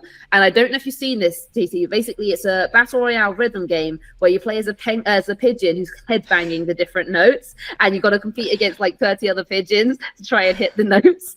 It's like a battle royale rhythm game. And you just, because like I didn't play it, but I saw it at Gamescom. It looks ridiculous, but it also looks like it would be absolutely hilarious, especially on stream. So I think it is definitely one you should check out. It's great. The pigeons have so many different like designs as well. Like there's so many different skins you can get for the pigeons, and it's so ridiculous. They're just there's like they got such floppy heads as well. Their necks are like so sausagey. They're just flopping along to the music. It's so funny.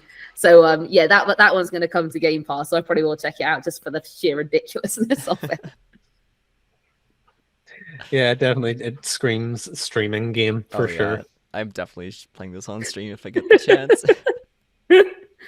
But yeah, it's I'm not sure which platforms it's coming to. It's definitely, well, everything's PC, but like it's coming to Xbox Game Pass. If anyone's got that, then I don't think it's exclusive, but I know it is ID at Xbox. So it was the in-house publishing team for them. So I don't know if it'll come to others, but it'll probably I would imagine it will probably come to the others just because of the nature of the game. But we'll have to see. I feel like most battle royale type games do come to everything just for the crossplay. Yeah, just to get more people involved. Exactly. For sure. I was also just going to jump briefly in on just on because the only other thing I played that really focuses on the climbing aspect is called The Mountain, the VR game for Horizon.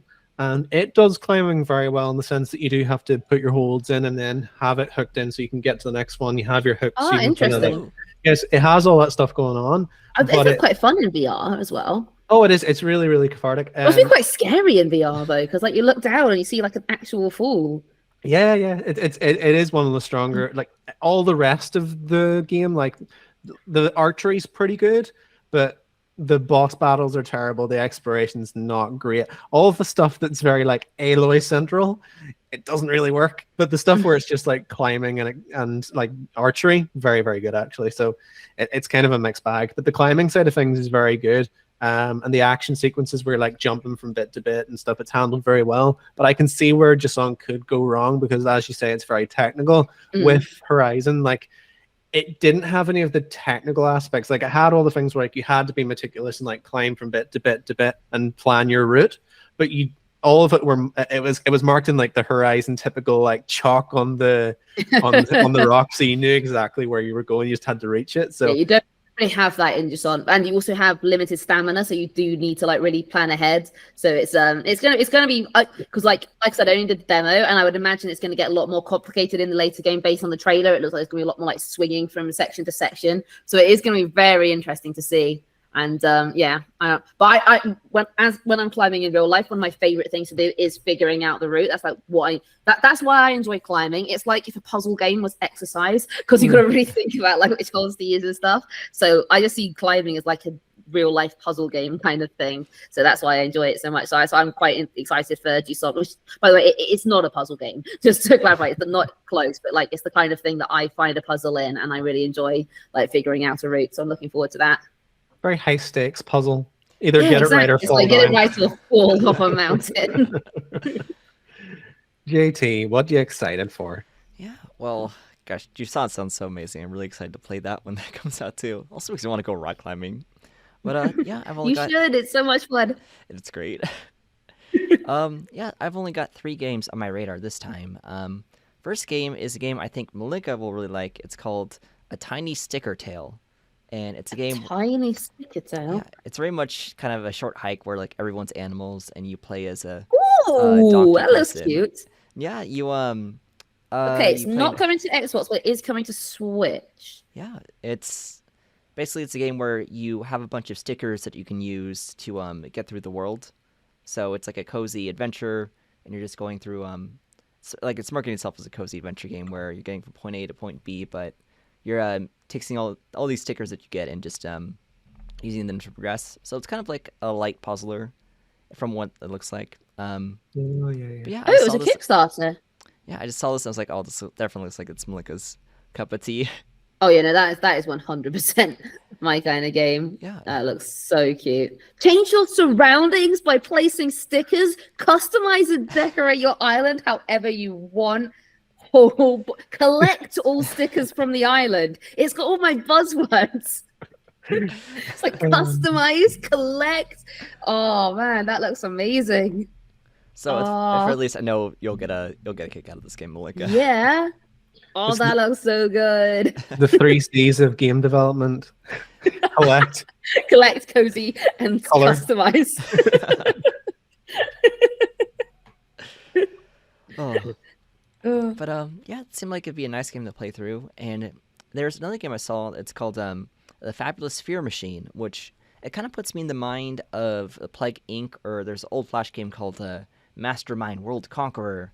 But the way it's framed is it's more in the comic book Pulp Fiction-y kind of setting where you're playing as a scientist trying to destroy the world through creating an evil heart that will devour every continent. And it looks really interesting. I never really engaged too much with a lot of those play games because I would get frustrated because all the survivors would hold out in Madagascar and then they'd find a cure to the plague and I'd lose. I was like, all right. But I really like the aesthetic of it. It seems very creative and like they're really embracing that like comic book element of it. So I kind of want to play more to see what it looks like, but I just know that I'm gonna have a lot of frustration with it. So we'll see. But yeah, I don't know if both that game has a demo and it's coming out October 4th. So I think I'll probably try a little bit of it just to see if it's up my alley, or maybe I'll just wait for it to come out. Still kind Yeah. of deciding. And Just make sure you hit Madagascar first. can't let them get away. Not again. Oh man, I've so much Pandemic when I was a teenager. Right, that was the Flash version of it. Yeah. Oh, it was Well, like I think it goes by Plague or Pandemic. I think they're basically the same game. I think it's got renamed. But yeah, always literally the whole world except Madagascar. Yeah. I re-downloaded it when COVID came out. Oh my gosh. And then I named my virus COVID, and I got the whole world, including Madagascar. It's like the whole world is full into COVID, and I'm like, yep. No, that hits too close to home for me. Yeah, I deal with things through trauma. Yeah, creating your own. Trauma mixed with comedy is the sweet spot. Wonderful. Oh, and then my last one is called Dotage, where it's resource management, much like Lakeburg Legacies, but without all the dating. And it very much looks like what that game would have been like if you could have built anywhere you wanted. Like, it's gives you a little bit more free will with it, and it's very much in that kind of medieval-y format. Like, all the writing is medieval, and you can build these certain kinds of buildings. Like, it's not a research center; it's a thinker's hut. And it looked interesting. It's very much. And I think I was playing that after I played through Frostpunk, which is too much of a shift for me. But yeah, that game also has a demo. It's also coming out on the 4th, and I thought that I don't know, it might be interesting to play through if you're like me and you played through Brick Legacies and you thought hey, I got kind of bored of the dating element because it got very repetitive, but I like to play more of the medieval management side. Then I get more of a kick out of that.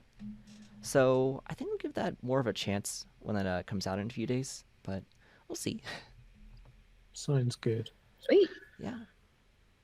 Well, there you go.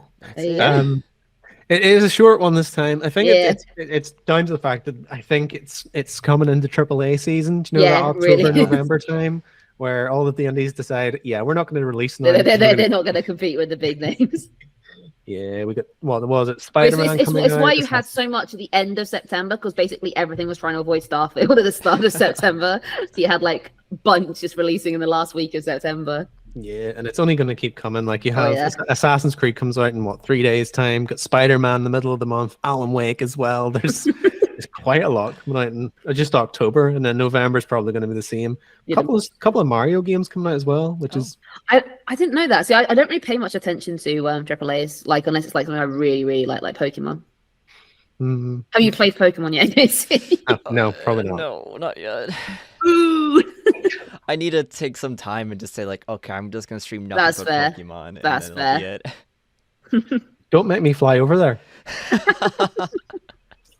I'll do it. All right, well, I guess I'll have to at some point very soon. Yes, later night or day sometime. Maybe not that soon. I need a little more time to get the setup for that, but it'll be great. All right. Well, we will be back with our final section, which is our big discussion on a unknown topic. We will tell you later, even though you've seen the title to this show. But until we come back, see you in a second. Hey folks, and we are back for the final section of Indie Game Culture. We are going into our big discussion, which this time is Flop of the Pops. I'm not sure if any of you guys are aware of where that name originates from. It was a show in Britain in the 90s and the 2000s where they basically done the chart show. It doesn't exist anymore. I'm not sure if it was a worldwide thing. I'm probably over explaining it. Basically what this section is basically us going through all of the indie flops that we had high hopes for and were ultimately let down by. So who wants to kick us off with the games that they were disappointed by / hated / didn't love? I'm going to do my first one because it's probably quite controversial, because this actually has quite a high Metacritic rating, but the description you gave was things that let me down. So I felt very let down by this game, and that is Bug Fables. I was really excited about this when I saw it announced, and I saw all the images of it. I was like, this seems so me. It had really high reviews, and I played it, and it was so boring. It didn't move right. It was I felt the dialogue wasn't good. The platforming was iffy. The pacing was all off. I I just could not get behind it at all. And I was like, this has such rave reviews, and on paper, this is so my kind of game. But I just felt so let down by it. And yeah, I was just really disappointed because it was like I was expecting it to be like one of my absolute favorites, and it just wasn't. So it's not Bug Snacks. It's no Bug Snacks. Is it just bug-related games that you enjoy, or was it this one in particular really It was grabbed because you? it was cute. It's basically kind of like it's got sort of like a sort of 2D cartoony look to it, and it just looked really really cute. And you know, cute is my thing. Yeah, it sure is. It's like I was really excited to play a cute little 2D bug platformer, and it just did not work at all. It was disappointing. I felt let down, and I felt doubly let down because I seemed to be the only one feeling this way. So I felt like I was really missing out because like why can't I enjoy it like everyone else is clearly enjoying it? It was a very bizarre experience because usually when I play something like that, to be honest, if anything, I'm more lenient on games that other people have hated. I'm like, no, it's fine, it's got its charm. Whereas this one, other people were saying, well, yeah, it's fantastic, it's a masterpiece, and I'm like, it's bland, it's missing stuff, it doesn't play right. Mm-hmm. I don't know what happened there, but it was certainly a blip for me. But everyone else seemed to like it. Everyone else seemed to like it. That's the thing. Most people listening to this would probably like it, I guess, based on averages. But I just felt it was so, yeah. It wasn't terrible. It just wasn't good. And it should have been so much better than it was, in my opinion. That's fair. That is fair. Well, we'll do this whole like round robin style. We'll go 1-1-1. So I'll jump in with one. And this is just going to basically be me running through all of my lower reviews because all of my opinions are basically out there. So I'll just kind of run through them. And this is one that I've mentioned maybe as recently as last podcast. So we'll do it quickly. Tashia, I thought it was going to be absolutely amazing. I thought it was going to be this wonderful open world oasis that I could jump into and have a lovely time. And I had a pretty lukewarm time. The only thing I enjoyed was kind of pretending to be a bird and soaring through the air and getting from place to place. And when I got from one place to another, I got from one boring place to an even more boring place with terrible combat and pretending to be like an inane object to try and get one over on someone, like pretending to be like a jerry can to light people on fire, but you can't really maneuver as a jerry can, so you just kind of bobbled around, and it was terrible. And the platforming was meh, and the story was also a bit meh, and it had high points, but it also had really crappy low points too. It really let me down. It could have been so much more, and the music was lovely. I have said the music is lovely, but outside of that, it's just real all filler, no killer content where they just needed some sort of thing to latch on to be its core gameplay loop, and it just doesn't really have one. You just kind of plod around doing nothing in particular for a long period of time, and I got tired of doing that, and I gave it so many chances. I was like, no, most people would have stopped by now, but I'll find the good in this. I will. And I just never could. Oh. So you can find the good in Skatebird, but you can't find the good in Sheer. I never said I could find the good in Skatebird. I said I could find all the trophies in Skatebird. And I My sure mistake. did. And it was bad, but I got through it. That's the general synopsis there. But it wasn't a flop because I expected nothing. So there you go.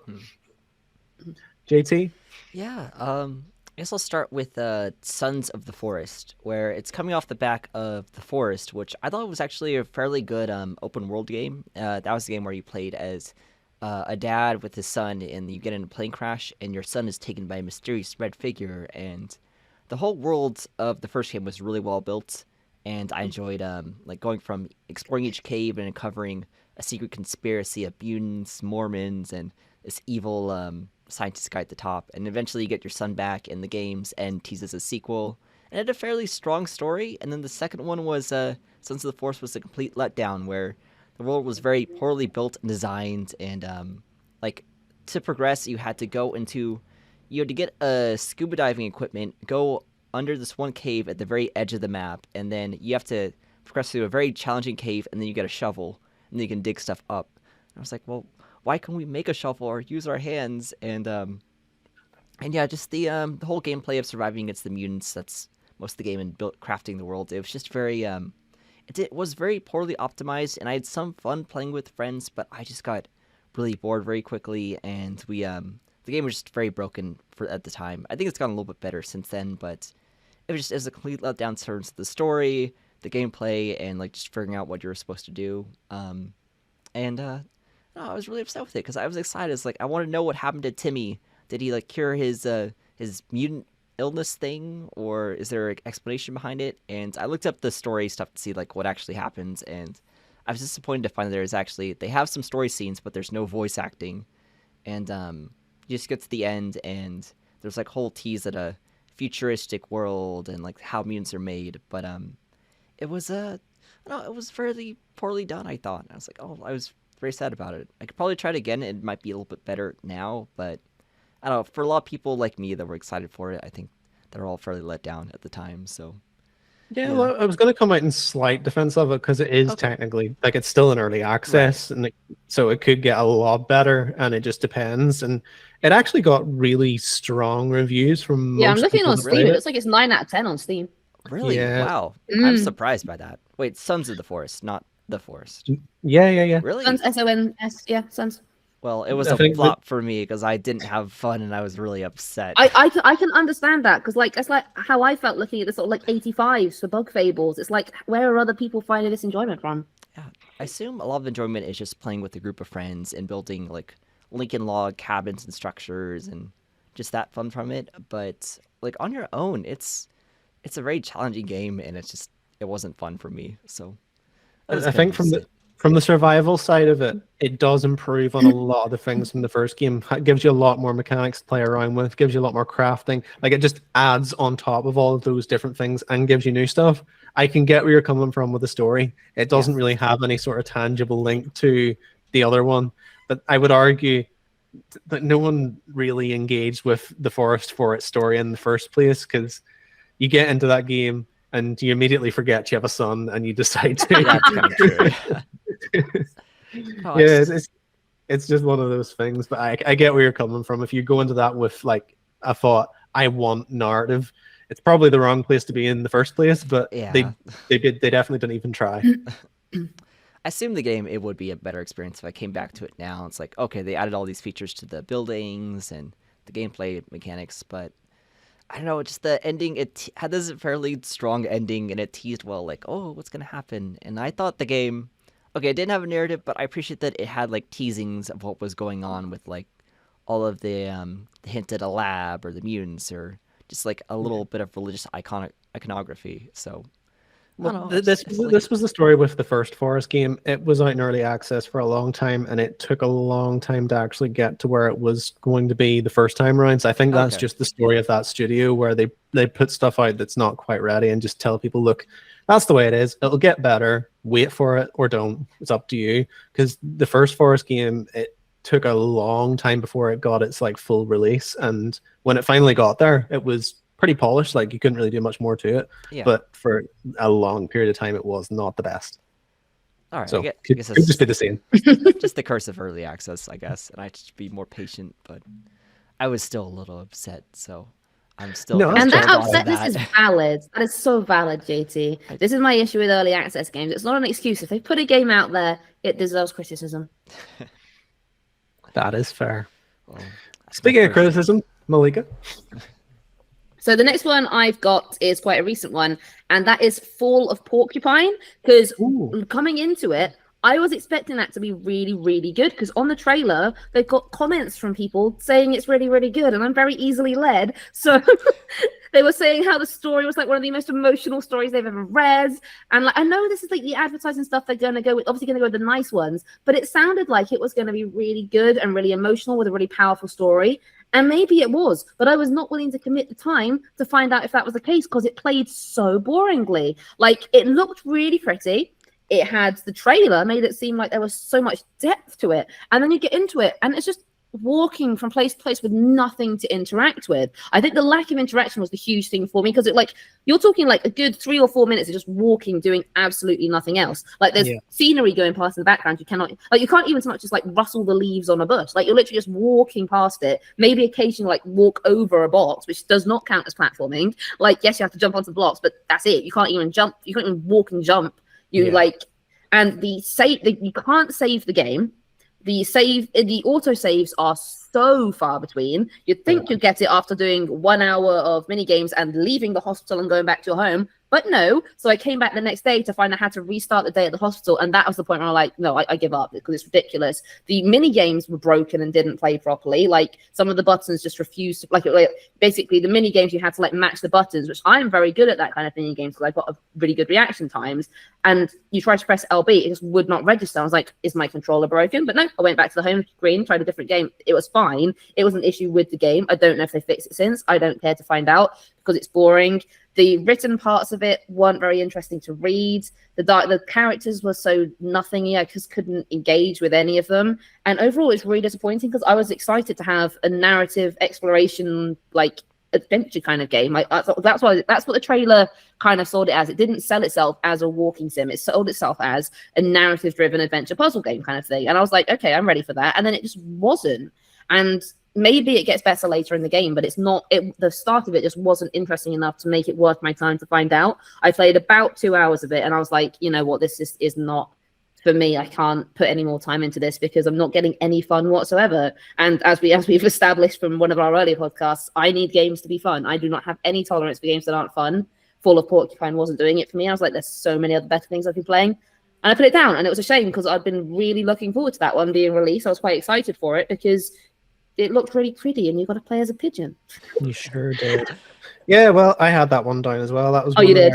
I reviewed, and I gave that a lot more time than you did for that reason. Yeah, I remember you being really patient with it. Yeah, I had to be because I had to give it a fair review, and it was dull from start to finish. Like, I know you've only played 2 hours of it. You basically hit the nail on the head. I can't really add much more to it than that. The only thing I would say is, like, there are some games that try and lean into this idea of those downtime moments are just as valuable because you get that moment to breathe and there's an ambience and there was nothing but downtime. Well, yeah, that's it. And there's some games that lean into that and they end up being quite good for it. Like, I would say, like, something like The Vanishing of Ethan Carter, where you can just walk around and explore the world, or Gone Home, where it's basically all downtime as well because you're just exploring, but it's through the interactions from minute to minute that is fine. And there's some games that just don't get that nuance and just decide to put you in a world, give you a little bit of background noise and go, so it's empty. Lovely. But even there were sections where there was no ambient noise for minutes at a time. Yes, exactly. It was like so like the initial scene where you're in the dream. That's great. It's colorful. It's got like different movement going on. It's got nice music. I'm like, yeah, I can get behind this. And then the main game, it's like, oh, this is disappointing. Yeah, and it said that it had this really profound, heavy message. It didn't. It didn't really. It's like you're in a hospital. Sometimes people die. It's like, yeah, that's how hospitals work.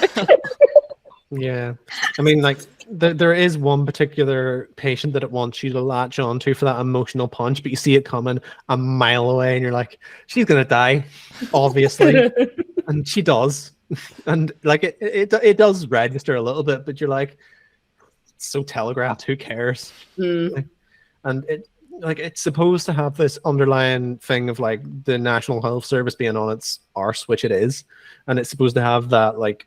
Oh, is it British based?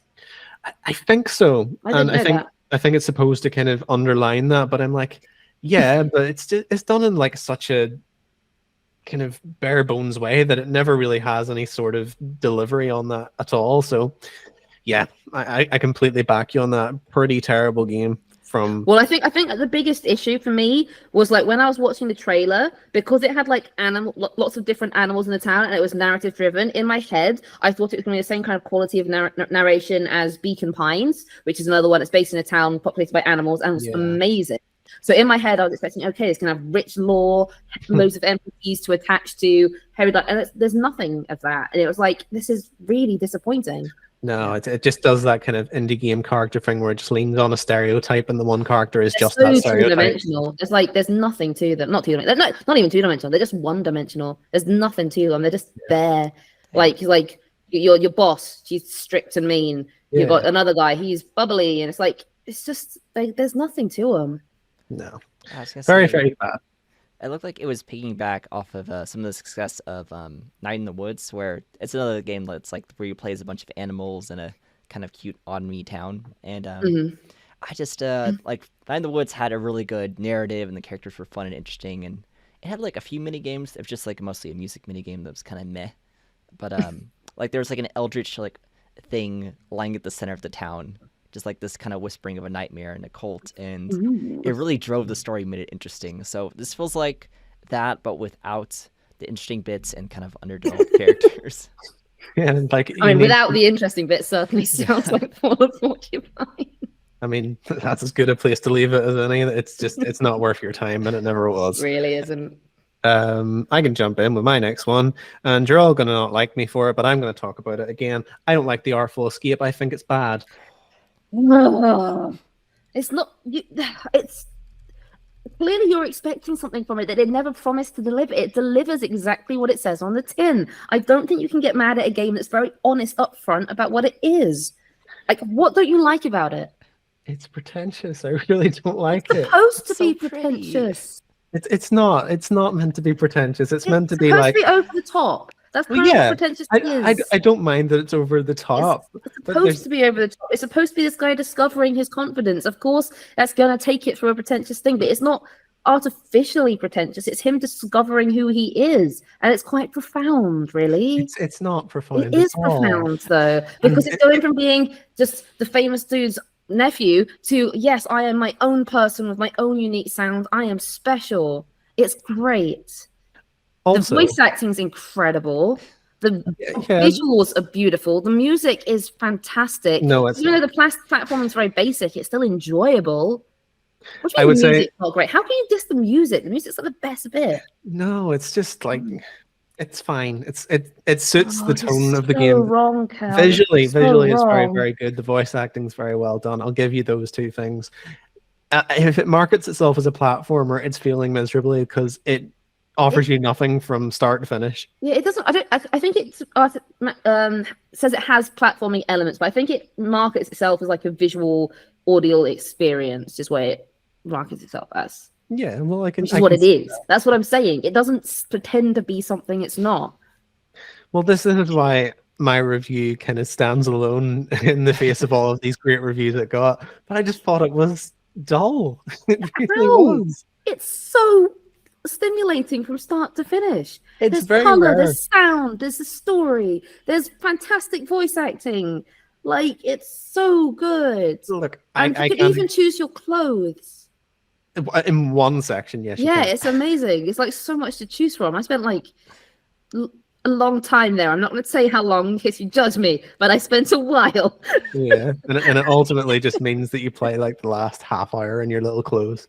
And I like the sort of game aspects when you have to do the boss battles by like matching the different sounds on your buttons. Oh, that's dreadful. I like it. I love mini games that involve me matching buttons. It's like playing a game of Simon Says. Yeah, I love that. I love Simon Oh. Says games. Wait, oh, what about the Simon Says game in Stardew Valley and like on the islands? For, like, Haven't football? got there yet. Oh shucks. But Yeah. like the way it worked in the Artful Escape was like, do you know those like Simon, like the literal game Simon Yeah. with like the red, blue, orange, or yellow, and you just press the button? Like that's Yeah. exactly how it worked. Oh, And it guys. was great. Oh, It was that's so great. dull. You just had to remember the buttons. And in my head, I'm like, do, do, do, do, do. And then I play do, do, do, do, do. And it's wonderful. But I'm saying, dude, I'm oversimplifying it because it's not do, do, do, do. Each button has its own unique, beautiful, powerful sound. Like the soundscaping in the game is superb. So even when you just play a random button, it sounds so good. It makes you feel like a super incredible musician, but you're not just pressing button mashing. And it always sounds amazing. How much It's around if you're gonna fantastic, it really pay is. you? Like, Huh? No, it's just a genuinely good game. Like it's not like game of the year or anything, but it's high quality. oh, a lot of I would people give were it an saying it was like 8.5. indie I game would of the give it year. an 8.5. Oh, See, 8.5. I Put that in would. the bin. No, I would give it an 8.5. It's really, really good. Like I enjoyed myself from start to finish, and that's what matters. I very rarely sit and play a game and go, oh my god, I don't know if I'm going to get to the end of this. And it's a 4-hour game max, and I Oh. It's I 5 didn't- hours if you wait and listen to them talking. Thank you very much. and I sure if didn't. you're skipping the voice acting, then you're Well, missing out. I got to a point where I was. Well, that's because I was- that's why you didn't like it because you're Oh no, I gave it enough time. I gave it enough time for them I to love how register with me. they voice because you can choose your dialogue options and they say what you tell them to say. It's amazing. But it makes no difference. It does. It doesn't though. It does for your personal personal story. It doesn't affect the gameplay, but it affects your personal story, Cal. It affects where you say you're from when you're giving your interview on the news. So Would you believe that the fact that I said that I was from Galaxaram didn't really change my... well, that's the thing. You might be from Galaxaram, but I could be from Forfalov. So you never know. Well, this is the thing. If you're from Forfalov, that's the opinion you're going to have. Just absolute trash taste. That's a Forfalov thing, as you should know. Let's move away from this because we're not going to agree. We're not gonna agree. I have yet to play that, and now I want to play through it to see I who I can't wait side to with. see which thing you side with. Yeah, I think you'll agree with me. I think you'll see the beauty in it. To be fair, I You've think got an we'll also agree appreciation with for Melika. art and music. Cal's just dead inside. To an extent, yes, but even from a critical point of view where I have to embrace everyone else's side, I couldn't even do it for that one. But JT, move it along before Melika Sure, okay. gives more of her Forfalov thoughts. Well, for next one, it's actually, I think it was fairly well received by people, but I obviously didn't like it quite as much, but was Lakeburg Legacies, where that was the medieval management game with the dating aspect, where you would matchmake your villagers, and you could bring in, I just like to create the best, like, longest lasting couples, and they're more productive because of it, and there's a lot of nuance to it, and there's kind of like silly dates. It's like, oh, let's go see a public execution together, and it's cute and kind of funny and dark. It's mostly just cute. But I mentioned before in my review that I got really bored of the dating element by the end because it just became a very repetitive slog. And if you are bad at the game on a first attempt like I was, and you let them get cholera, then you'll have to keep like matchmaking them. And at one point it was like I had to matchmake 50 of them, like one after the other, or all my town would die. And I was just frustrated with it, and I didn't know what the point of it was anymore. And I kept through it with it to the end because it was a review. But on future playthrough, it's like, okay, I played it better. I didn't let my villagers get sick. But even then, the dating element gets really tedious and boring and overused. And I joked about there's one bit where like one character model, they use the same character model for the other person, so one person looked like they married themselves. And I thought it was really silly and fun. I was like, yes. That is funny. I like that. I'm so happy I got that screenshot. It was so good. But yeah, I just I thought one of the best aspects of the game, like one of the parts of the game that it was advertised with, was actually a huge letdown. It was actually one of the worst parts of it. So I didn't have the best time with it. Even if it was very cozy and looked very cute, I just thought it was a pretty poor management. It's a shame it was done so badly because it was such a cool concept. Yeah, maybe it could get like updated in future things. They add more content to the dates, or there's some element to it where you can do something other that changes a relationship. But I don't know. I feel like it wasn't built well to last, and I just didn't enjoy it as it came out. I was looking forward to it. I was like, oh, this actually wasn't very fun, and I'm not looking forward to playing through another round. Yeah, if you sell your game and that's your USB and it doesn't really work long term, yeah, it's not the best thing. Yeah, it'll what can you do for those first few hours where it's like, oh, that was a kind of cool concept, and then when you do it again and again, it's like, oh, stop. Yes, this is what I'm worried about for Shadows of Doubt, but we're not going to cross that bridge just yet. I think you're already crossing that bridge, Callum. It's gonna get there unless they've added new content. I think it's very much repetitive in that part. How sad. Well, like, save me from my sadness. Okay, right. Cal, you got to do a AAA during the earlier sections, so I am putting one singular AAA in this, and that is Balan Wonderworld, because it was so bad I cannot not mention it during a flop section, because that was the biggest disappointment I have ever had in a game ever, because I had huge hopes for Balan Wonderworld. Because as I've mentioned a few times on the podcast, 3D platformers are my ultimate favorite genre. I adore them. The trailer for Balan Wonderworld looked so beautiful and colorful and full and exciting. I was so hyped for that game for so long.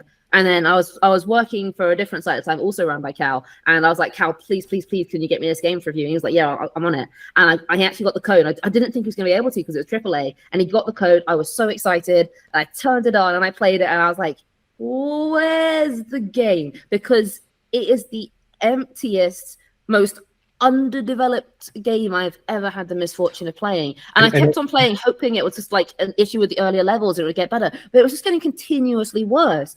And it was like they'd literally just put the absolute bare bones they could to get the level out. The level boundaries weren't in place, so you could just go completely out of bounds. Bear in mind, this is a linear game, so you needed to go one way, but it would let you go completely out of bounds, and you just go completely off course for no reason whatsoever, wasting time. The collectibles, some of them weren't even reachable. It was just absolutely like the gameplay was slow, the movement was janky, like it was so like empty. Like you had huge vast levels with nothing in them, and it was just absolutely the most disappointing experience of my life, because I had such high hopes for that game, and it completely let me down. I can't remember what I gave it, but I think it was either a 4 or a 5. It was very low for me because I'm usually quite lenient. And I was just really disappointed by it. And I actually saw it the other day in Kex for £3. I was like, even at £3, it's a rip-off. Like, this is such a bad game.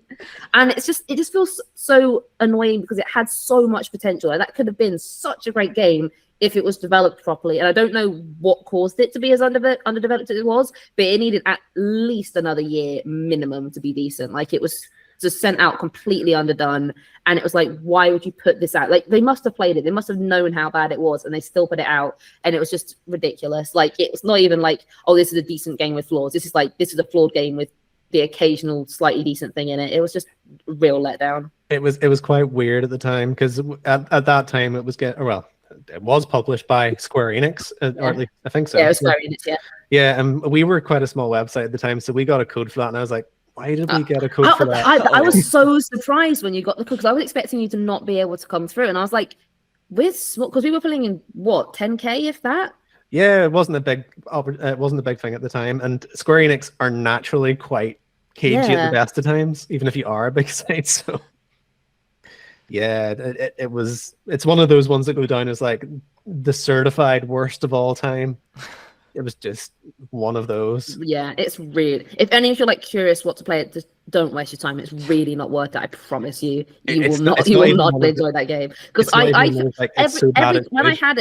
every time I logged on, I was like gaslighting myself into thinking, no, you know what? You're being really harsh before. It's actually really good because I'd wanted it to be so good, and I'd play it with like, no, it's exactly like every time I try to play Spyro Enter the Dragonfly, because I love Spyro, and every time I'm like, Melika, you're clearly just expecting it to be better than it is. Just enjoy it for what it is. And then I try and like, you can't enjoy this. It's so mechanically broken. And it's the same with Battlefield World. It's just mechanically broken.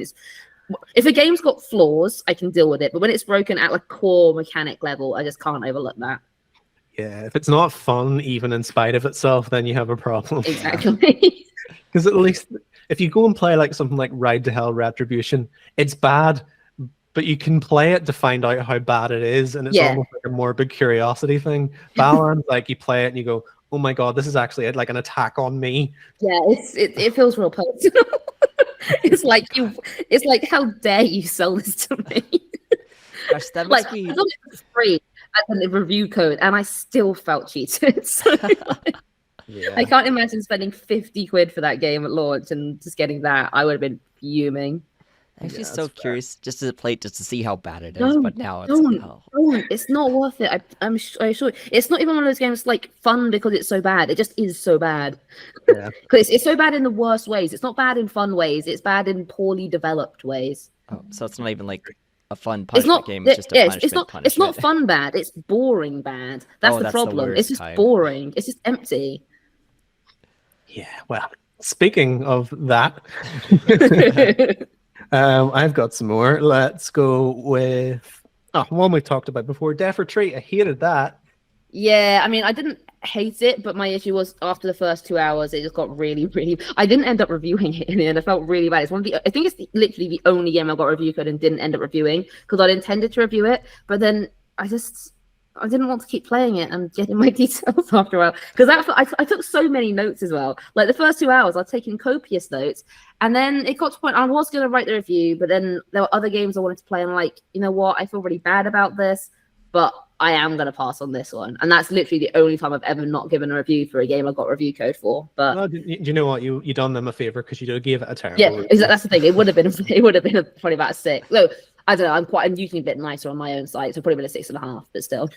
Yeah, well, I gave it a 4, I think. Oh, wow, really? That Which is low. it absolutely deserved, because Yeah, it I can see it that. had so many balancing issues that just grinded and grinded and grinded. And it wasn't in that kind of way that I mentioned before, where it was built as a mobile game. This was built as a console roguelike, because Yeah. the art style was quite good, and there were some aspects of it that worked well, but the combat was broken, the enemies repeated. Like, Yeah, there I've, were a lot I've of already went flaws. over this in a past podcast, but like, it was just a terribly broken game, not mechanically, because you could get through The if you. balancing issues were problematic. Yeah, you just had to beat your head against the wall constantly to get a tiny little uptake. That's And the thing. Like the thing with roguelites is they're supposed to give you something new, but it's like you had to do like at least 5 or 6 runs to get something even remotely useful. And it was like 5 or 6 runs just to open the shops to get the things that you might need exactly later. that's the thing. And when you open a shop, it's not you open a shop and you get the first item. No, it's you open a shop and now you can buy items once you've done a few more runs and got more No. currency. It was bad. It was bad. Yeah, I've got a couple that I'll just run through because I don't have a lot to say on them, but they were just not very good. So I'll get a couple of them out of the way. Hoko Life, terrible. I knew you were going to mention that one. Hoko Life is basically like, That's the Team 17 one, isn't it? yeah, it's Hoko Life. Basically, it's Animal Crossing if you took all of the good stuff out of it and just put out a shell. So what would be left? Yeah, so basically you've just kind of got like really creepy looking anthropomorphic NPCs that roam around, kind of like Five Nights at Freddy's-esque in the way that they kind of bob around. Like they look disgusting. I do not like them.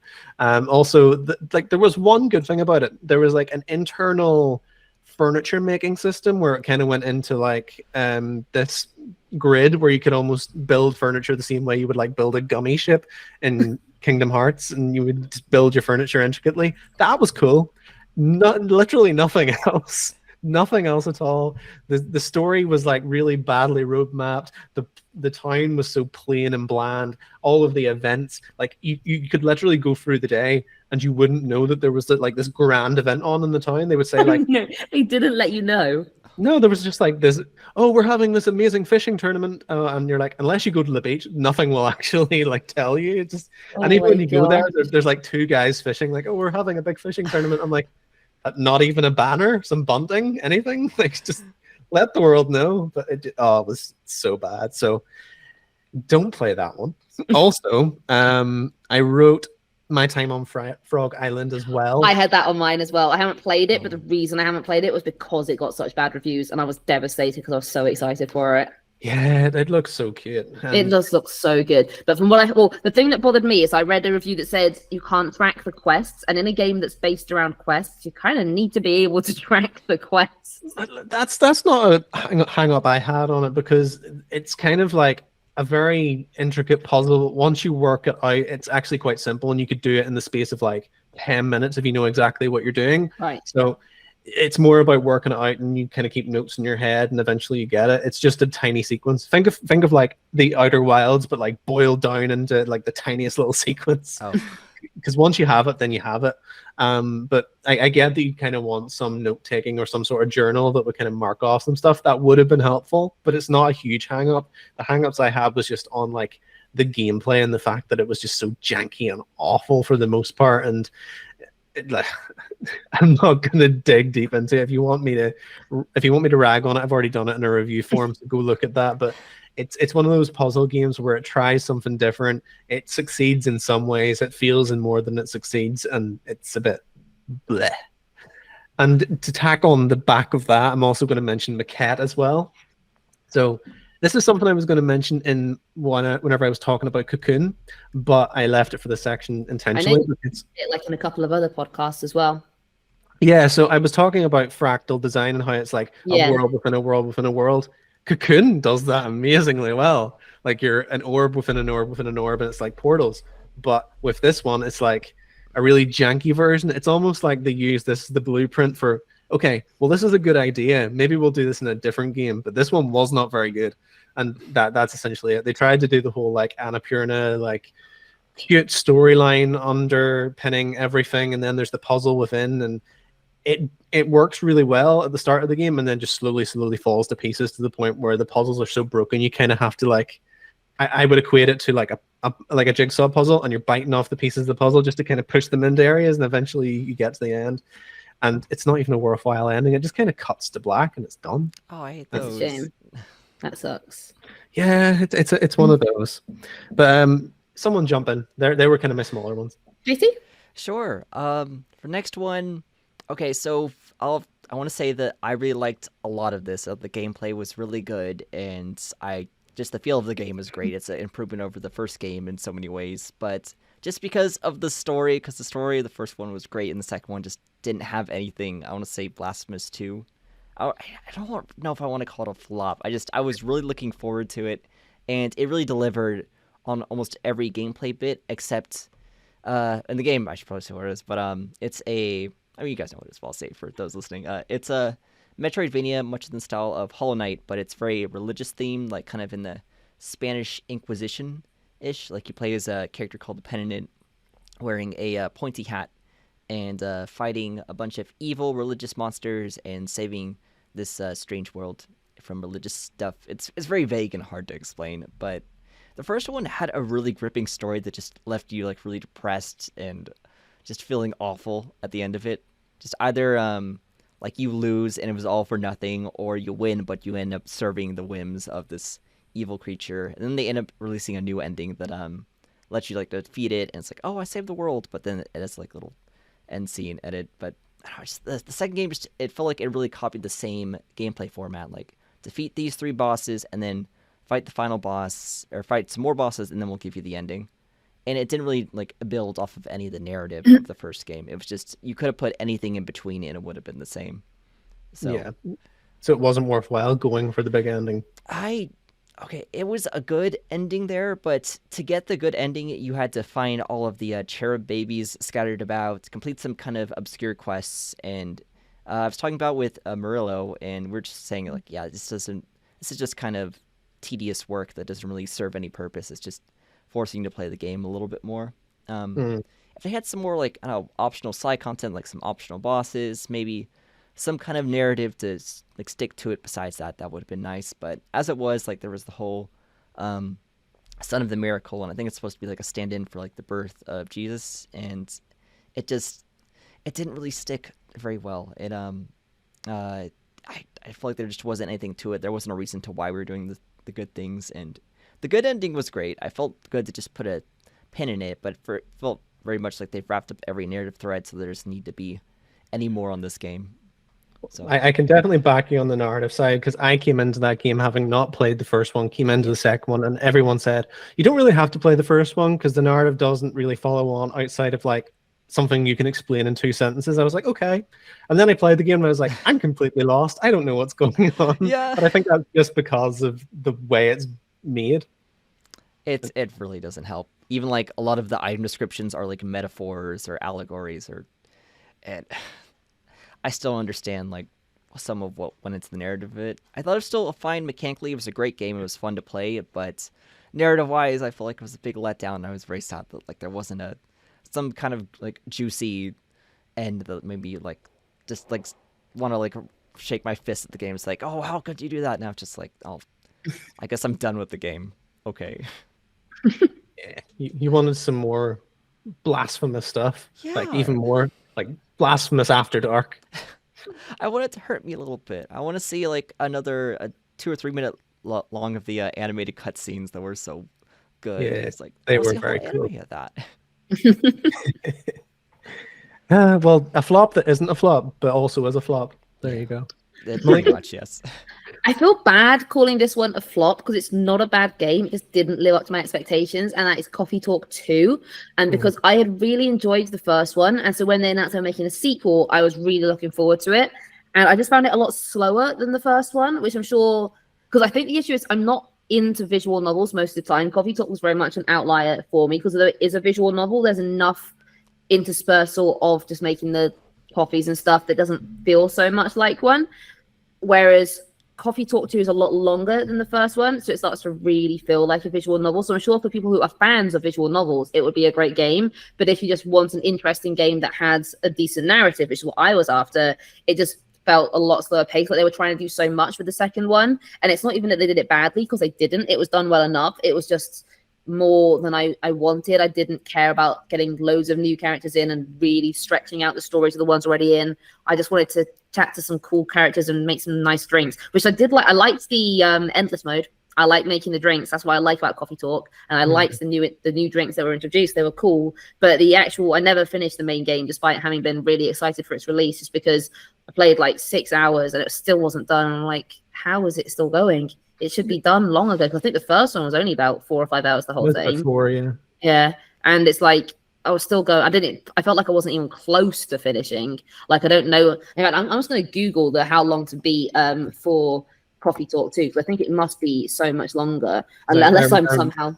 I remember playing the first one and I was like, 4 is the sweet spot. Like, I couldn't have done more of that. Yeah. Well, it's 9.5 hours, Coffee Talk 2, and 18.5 if you want to do completionist. And it's like, it's just so much longer than the first one. It does not need to be that long at all. 18.5 for completionist makes it seem like you have to play twice. The reason it's completionist is longer for completionist is because it's got that thing like in Spiritfarer where you can choose between 2 options, and one takes you on a different route and the other takes you on a different route, and you need to get both routes to do it. And it's really, I don't like games like that. That doubles the playtime. Yeah, exactly. Well, that's the thing. Like, because I feel like yes, it offers you extra gameplay because there's different story routes it can take. But from a completionist point of view, because I think, you're worse than I am from this. Like, I want to complete. You need to complete, Cal. So, but like, I love getting achievements, and like, I don't like when games make it so hard to get them. Like, it was because Coffee Talk was great for getting the achievements. It was like the main game was about 4 hours, and then it's like another 2 if that to get all the achievements. Like, it was really decent. Whereas Coffee Talk 2, I think I got about 30% of them in like 6 hours of gameplay. And it's like, where are my achievements? I need more. Yeah. So like, it's not a bad game. It just wasn't for me, and it did disappoint me in that sense. I have that sitting in my library, and it's never going to get played now because I'm not doing 20 hours of that. That's a shame. Oh well. I'll jump into another one. This is one that's going to probably upset a few people, but like, I just really didn't take to it. So I don't like Don't Starve. I gave it a fair bit of time as well. I actually agree with you on this one. Yeah, I'm kind of the same boat, actually. I want to enjoy it, and I didn't. So I'm glad we actually share an opinion for once. I feel like a lot of people go into that game thinking it's cute. It's kind of got that kind of Tim Burton-esque style. Yeah. It's going to be fun. It never explains what to do either. That's the main problem. It just, if you don't play that game with a Wikipedia in front of you, you will never get it, because it doesn't give you any idea of how things work or what things are essential to survival. And then you get through a day and you die, and you're like, I'm not quite sure what I could have done differently to survive. It doesn't explain anything. It's really annoying.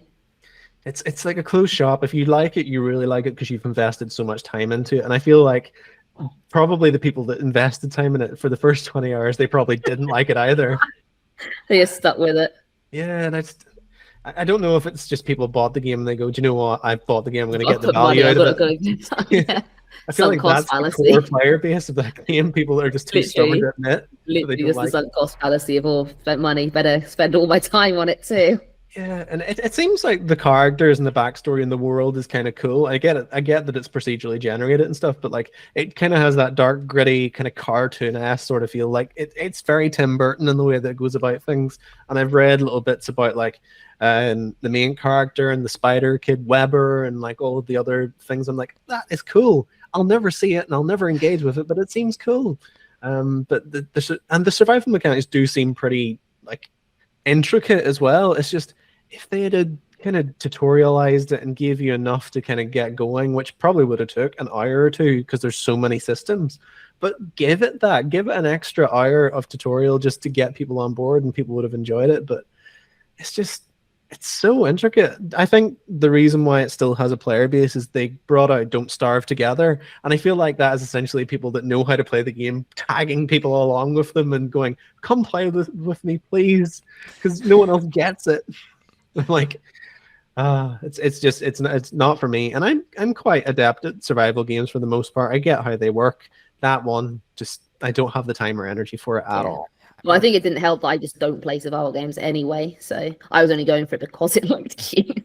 Yeah, I've got all the bandwidth in the world for games like that, and just that one, just I didn't have enough.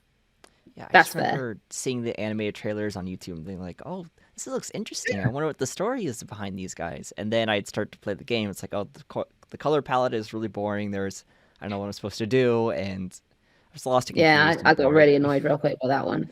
I Yeah. think I tried maybe 3 hours of it before I was like, nah, this is not I gonna think I work. gave it upwards of 5 or 6, and I was just still kind of like bumbling along, dying all Well, the it's like time. because every time I would look up a walkthrough to work something out, and it felt like every time I did that, I'd encounter something new, then I'd be confused all over again. Yeah, I don't think I that is even exactly it. made it an hour. I just got so bored and thought the game was kind of meh, and I Yeah, refunded that's it. valid. Uh, See, I came to it really late whenever it had that critical acclaim, and I was like, well, people like this. This has to be good. Like, and it just wasn't, or at least it No. wasn't good to me. But JT, go ahead. Sure. Well, going off that, kind of in the same art style, I guess, is Oxygen Not Included. I've I heard of that one. Yeah, that's another kind of settlement management game, I guess, or it's like a factory thing where you manage a bunch of people in a like a space, like you're in like an asteroid or something. I actually still don't really know too much about it, but I came to that game after playing Factorio, which is a really strong management game, and it's actually like there's a lot of depth where you're managing conveyor belts and you're trying to build a rocket to escape a planet, and you're at the same time, like as you're making these machines, it's emitting pollution that increases the evolution and spread of bugs that try to destroy your stuff. So it's like you're trying to build your factory while fighting off against these bugs, and it's actually very intuitively like and well built. And so I came right from that to Oxygen Not Included, where the gameplay feels very unwieldy, and the character art style just kind of gets, it's strange. It's like the characters, you need to build a toilet from them, or else they'll poop everywhere, and it's kind of gross. It's like, ew, nerd. And it's just like the part of managing them and trying to go up like the tech tree felt very tedious and long. It didn't really go anywhere. So I just got bored because I'd seen a lot of stuff about this on YouTube and I'd seen some pictures of it, and it's like, oh, this looks like kind of cute and interesting, but it was just it wasn't engaging enough after playing a better version of this. Like, it feels very much like if they tried to take Cult of the Lamb and made a 2D side scroller and just like focused more on the building elements and factory elements, and just but they didn't do enough to make it actually like for you to actually engage with it, I guess. So that was my take with that game. I don't know if either of you had played or seen it before. I've got no point of reference I've whatsoever. heard of it, but I haven't played it or seen much about it. I've just like heard of it in passing, I think. Right. See, those kind of resource management, like manage a settlement sort of thing, it never clicks with me. It's hard. It's one of those genres that I actively try to avoid. I think the only one that I ever sort of took to was Prison Architect. I sort of liked it. I feel like it's kind of in the same boat to an extent. Yeah, I feel like either I really like those or I really despise them and I can't stand them. Like, it really has to meet a certain threshold, otherwise it's just not worth your time. I would still recommend Factorio over that, or even RimWorld, but I don't know, I did not have a good time with Oxygen Not Included. I could not breathe for the life of me. Look at you doing funny. That wasn't very good. So for me, it would have to be Hello Neighbor, because that one got a lot of hype, because it wasn't one that I would normally have been interested in, because I'm not particularly into survival genre, but Hello Neighbor got a lot of hype ahead of time, and then I played it, and it was such a letdown. Like, the movement was bad, the sort of stealthy aspects of it were bad, like there was nothing good or fun about it. I would immediately jump in on that one, because Tiny Build have had a lot of success with that one, and I think it's purely off the back of children really liking it. That must be the case, because like I just don't understand why it was so popular, because like I only played it because I'd heard like hype about it, and I played it, and it was like, it's so bad. There's nothing enjoyable about it. It's like really difficult to play, but not because it's like hard in terms of combat, just because of the mechanics are so unwieldy. Like, it's just, I did not enjoy it. I didn't find any fun from it. I think I gave it up after about an hour, because I think it was on Game Pass at the time, and I'd been like, because I was excited. I saw it been added to Game Pass, like, oh good, I can finally try Hello Neighbor, and then I tried. I was like, well, this was a waste of time then. Like, yeah, it was. I'll add in another game as well in this section, in terms of it got really hyped and it sucked, and that's We Happy Few. Now that one, I think, because that one got acquired by Microsoft Studios. It was an indie publisher that got acquired by indie developer, got acquired by Microsoft Studios. So it got a lot of marketing, but it was still just an indie game, and it wasn't a particularly well made indie game. So basically it had all this hype, all this marketing ahead of time, and then you play it and it's just, this is like the movement is this is a huge thing for me that I say in a lot of my reviews, is that movement will make or break a game for me. Like, it doesn't need to be amazing, it just needs to be like 6 or 7. Like, it needs to be okay. If it's not at least okay, then I'm not liking. And We Happy Few is so slow, and I do not have the patience for slow movements. Like, the stories just, it had such a cool concept, and it was executed so poorly, and I was really disappointed with We Happy. I did not play much. I think I saw it in like Kex for like a $5 or something, so I thought I'd try it out, but like, it's not a good game. Yeah, I kind of done a similar thing about a year or two ago and played it, and I really liked the concept of it. I think it's got a really cool concept, and it's just executed so badly. Yeah, It's just broken. The one gameplay trailer and like the story bit, it was like with the evil police officers chasing you down and force feeding you joy. And it's like, oh, it's like dark, and then I felt like it was empty. Well, it reminded me a bit of Equilibrium, but like in terms of the concept, like the movie, and then it just did not play very well at all. The movie Equilibrium was great though. Right. No, I wanted to give it every chance, and it was okay, but like, if it wasn't as broken, I would have probably bumbled through it. Like, it wasn't great, but if it wasn't broken, I would probably have had enough fun to kind of justify playing it to the end. But it's still really badly broken, which is a shame. But what can you do?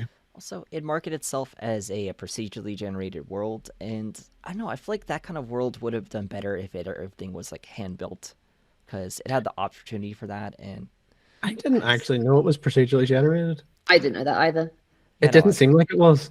No, it really didn't. It felt like it. I say deliberate, but not good. But it felt like it was at least deliberate. Like, Yeah. I know some sections were like handcrafted, like the bit where you go underground and to fight the office worker you got fired, or like some of those bits. Honestly, I can't remember anything about it. I just kind of blocked. I was like, this sucks. Moving on. Yeah, I only got maybe an hour into it, if even, so. Yeah. Can't really comment too much on it. I just know it was bad for that hour. That's the thing. Like, I ditch out quick if it's bad movement, which it was. So I was like, nah, I'm good. Yeah. I remember the only good part of the game is I got kidnapped by bandits, and they forced you to fight, and they called, because your name was Arthur, they called you King Arthur of the Dentons. And that's quite cool. That was good. But then after that, it was downhill spiral. I was like, okay, this isn't worth it. Cool. And then I'll do my last one that I have written down, and it's hard to call it an indie, but because it's like their debut game, I'll say it anyway. So the Callisto Protocol was a big letdown for me. I've heard of that one. So it's coming out in PS Plus as a free game this month. So if you want to play it, you can play it. Basically, it's Dead Space from the people that made Dead Space as a follow-up and spiritual successor to Dead Space, which is not as good as Dead Space. It plays exactly the same as Dead Space. It's like shoot the limbs, kill the zombies of the prison that you're trapped in. You got this like little madness thing going on. There's a religious undercurrent to it where these people are getting taken over and turned into zombies by this religious, like, it's not a marker this time, but it's the same thing. They're basically repeating what they've done already, and it just plays like a under-polished Dead Space where there's more cheap tricks than there are actual good design ideas. So they obviously have all these undercurrents of things that really succeeded back in like 2009 would have been Dead Space. So like you have like the lack of HUD on the screen because you have it all on your suit and your gun and all that stuff is there. So all of these good decisions are made because they've done it before. But then they also do really stupid things. Like, for example, there's an enemy that will attack you if you open a locker and it'll jump at you. And the only way that you can know if one's there is by opening the locker and have it attack you. And there's no way to dodge it. There's no way to shoot it. There's no way to anticipate it. You just open the locker and it attacks you. And you lose health every single time. Why is that a thing? It's for jump scare value. Like, that's all it's for. And that really works. Annoying. Yeah, it is annoying and it's frustrating. And the only way that you can kind of deal with that is just take the hit and move on, which is fine if you're in easy, but they also have a hardcore mode where like 2 hits kills you. And immediately that's one hit. That's crazy.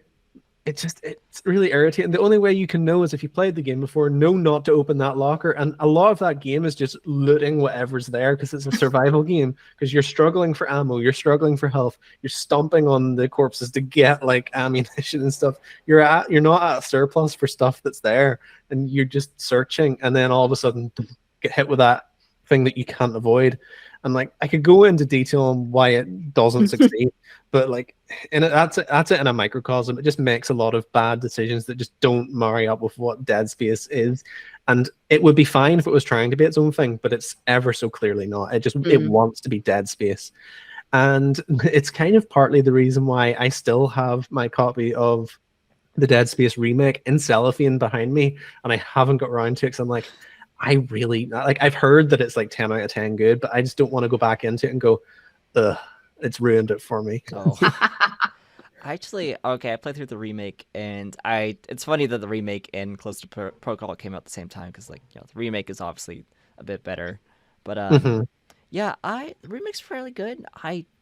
Again, it's just gonna be a little bit more of a grind, but it's in terms of like the first game, it's an improvement in almost every variety except some of the voice acting. And one I thought was a little bit better. But yeah, I'd say it's worth it, Callum. I just again, also they removed a lot of the cheap jump scares, which felt nice. And there's one like Necromo transformation that was like, it felt good. It was so gross. You're like, whoa.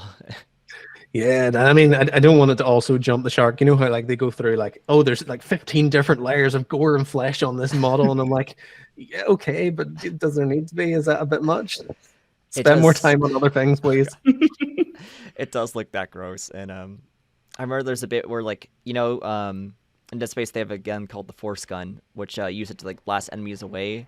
But if an enemy is too strong, it just blasts off all of their like flesh and stuff, and it's like they're just a skeleton fighting you, and you're like, oh no. Lovely. I got a little bit nauseous from that, but it was still pretty cool.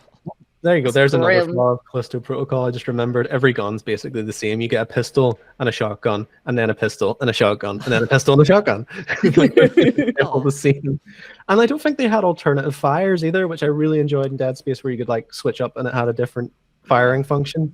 I don't think Callisto Protocol had that either. It lacked everything in every single department. It was just average. Yeah. It sucked. Any others, folks?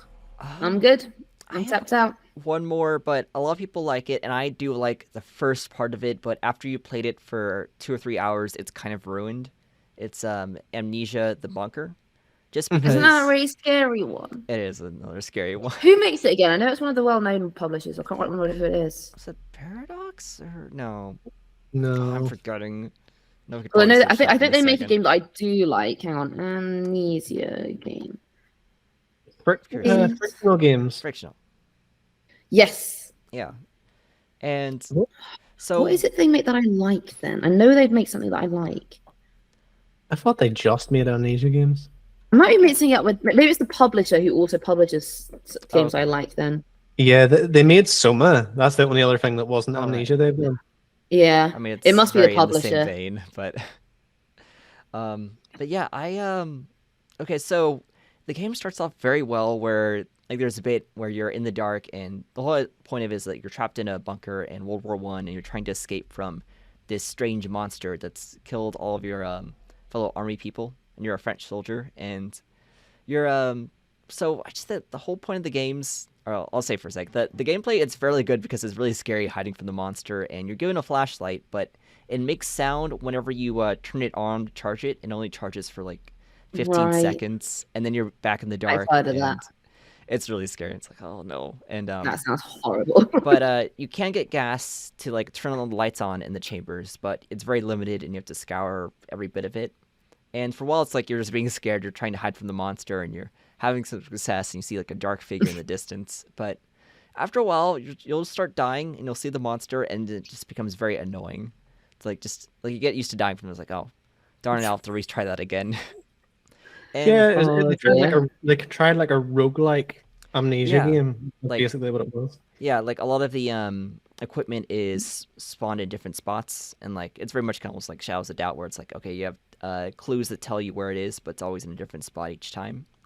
But unfortunately, just the that's not worthwhile. And there's a whole story for most amnesia games. Like in the first game, you have amnesia because you did something really awful, like you became a horrible person, and you got amnesia to forget that. But Right. over the course of the story and like the loading screens, you start to remember, and it's like you start to be like really disgusted with yourself. And amnesia, like the bunker, there you didn't really do anything that bad. Like the person feels kind of horrible about it, but it's like oh, you could have known that. That's you just Like like how you bad was it? Did you like pop a kid's balloon or something? no, it's like you accidentally tricked your friend into going out for a night raid, and then they end up getting captured.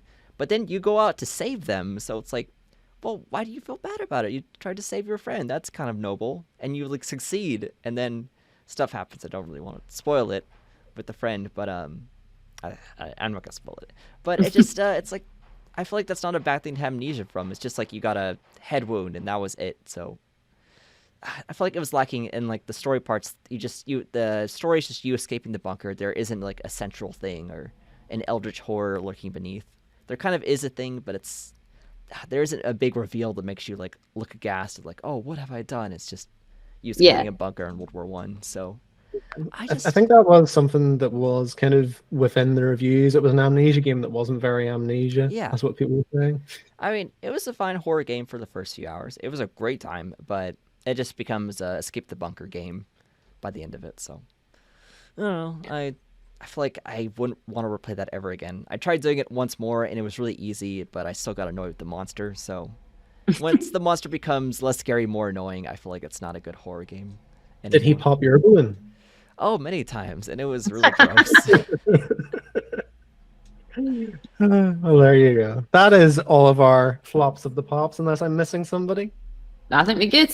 Yeah. Awesome. Well, I was going to ask one more thing, because obviously we went through the indies flop of the pops, but this is very much a AAA problem for the most part. Most of the flops tend to be AAAs. Indies tend to be either lacking in budget, or there's something that they're trying to do, but they can't quite hit it for different reasons. So I just wanted to like answers on the postcard, obviously, but are there any AAAs that bounce off the top of your head and go, oh, that was awful? I guess for me, the ones I said, so Balan 1's World and Spyro 2, Spyro Into the Dragonfly, rather. That's fair. For What about you, me, JT? a lot of Assassin's Creed games do it for me just because I loved Assassin's Creed 2. Like, it was a lot of fun. I was like, oh, this is great. And then almost every game I've played after that just has not been as good. And Like, for me, the original trilogy of Assassin's Creed is the best one. Like, I love Ezio as a character, and I think that's done well, but I do enjoy the other AC games. I think it's very fun. yeah, I like the climbing the buildings and the stealth aspects and all of that. I don't call them flops. I just know they're not for me. The Yeah, old ones I think were. that's the thing. The old ones definitely were. I really liked them, and then from They definitely changed. I can understand people not liking them, but I don't think they're necessarily bad. I think they just changed direction. I remember I loved the pirate ship one, but that wasn't even an Assassin's Creed game. That's just like you're on a ship and you're sailing around and having Black a good Flag, old time. right? Yeah, Yeah. that's it. Yeah. And then there's the French Revolution one, which I despised. what was that It was really one? clunky, and I thought it was called. I didn't play that one. I watched my friend play that one on stream. I can vaguely remember names: Syndicate, Unity. I don't really buy Ubisoft games anymore Yeah. because bad practices. I try not to support them with money. Like, I'll play them if it come on Game Pass, but I try not to.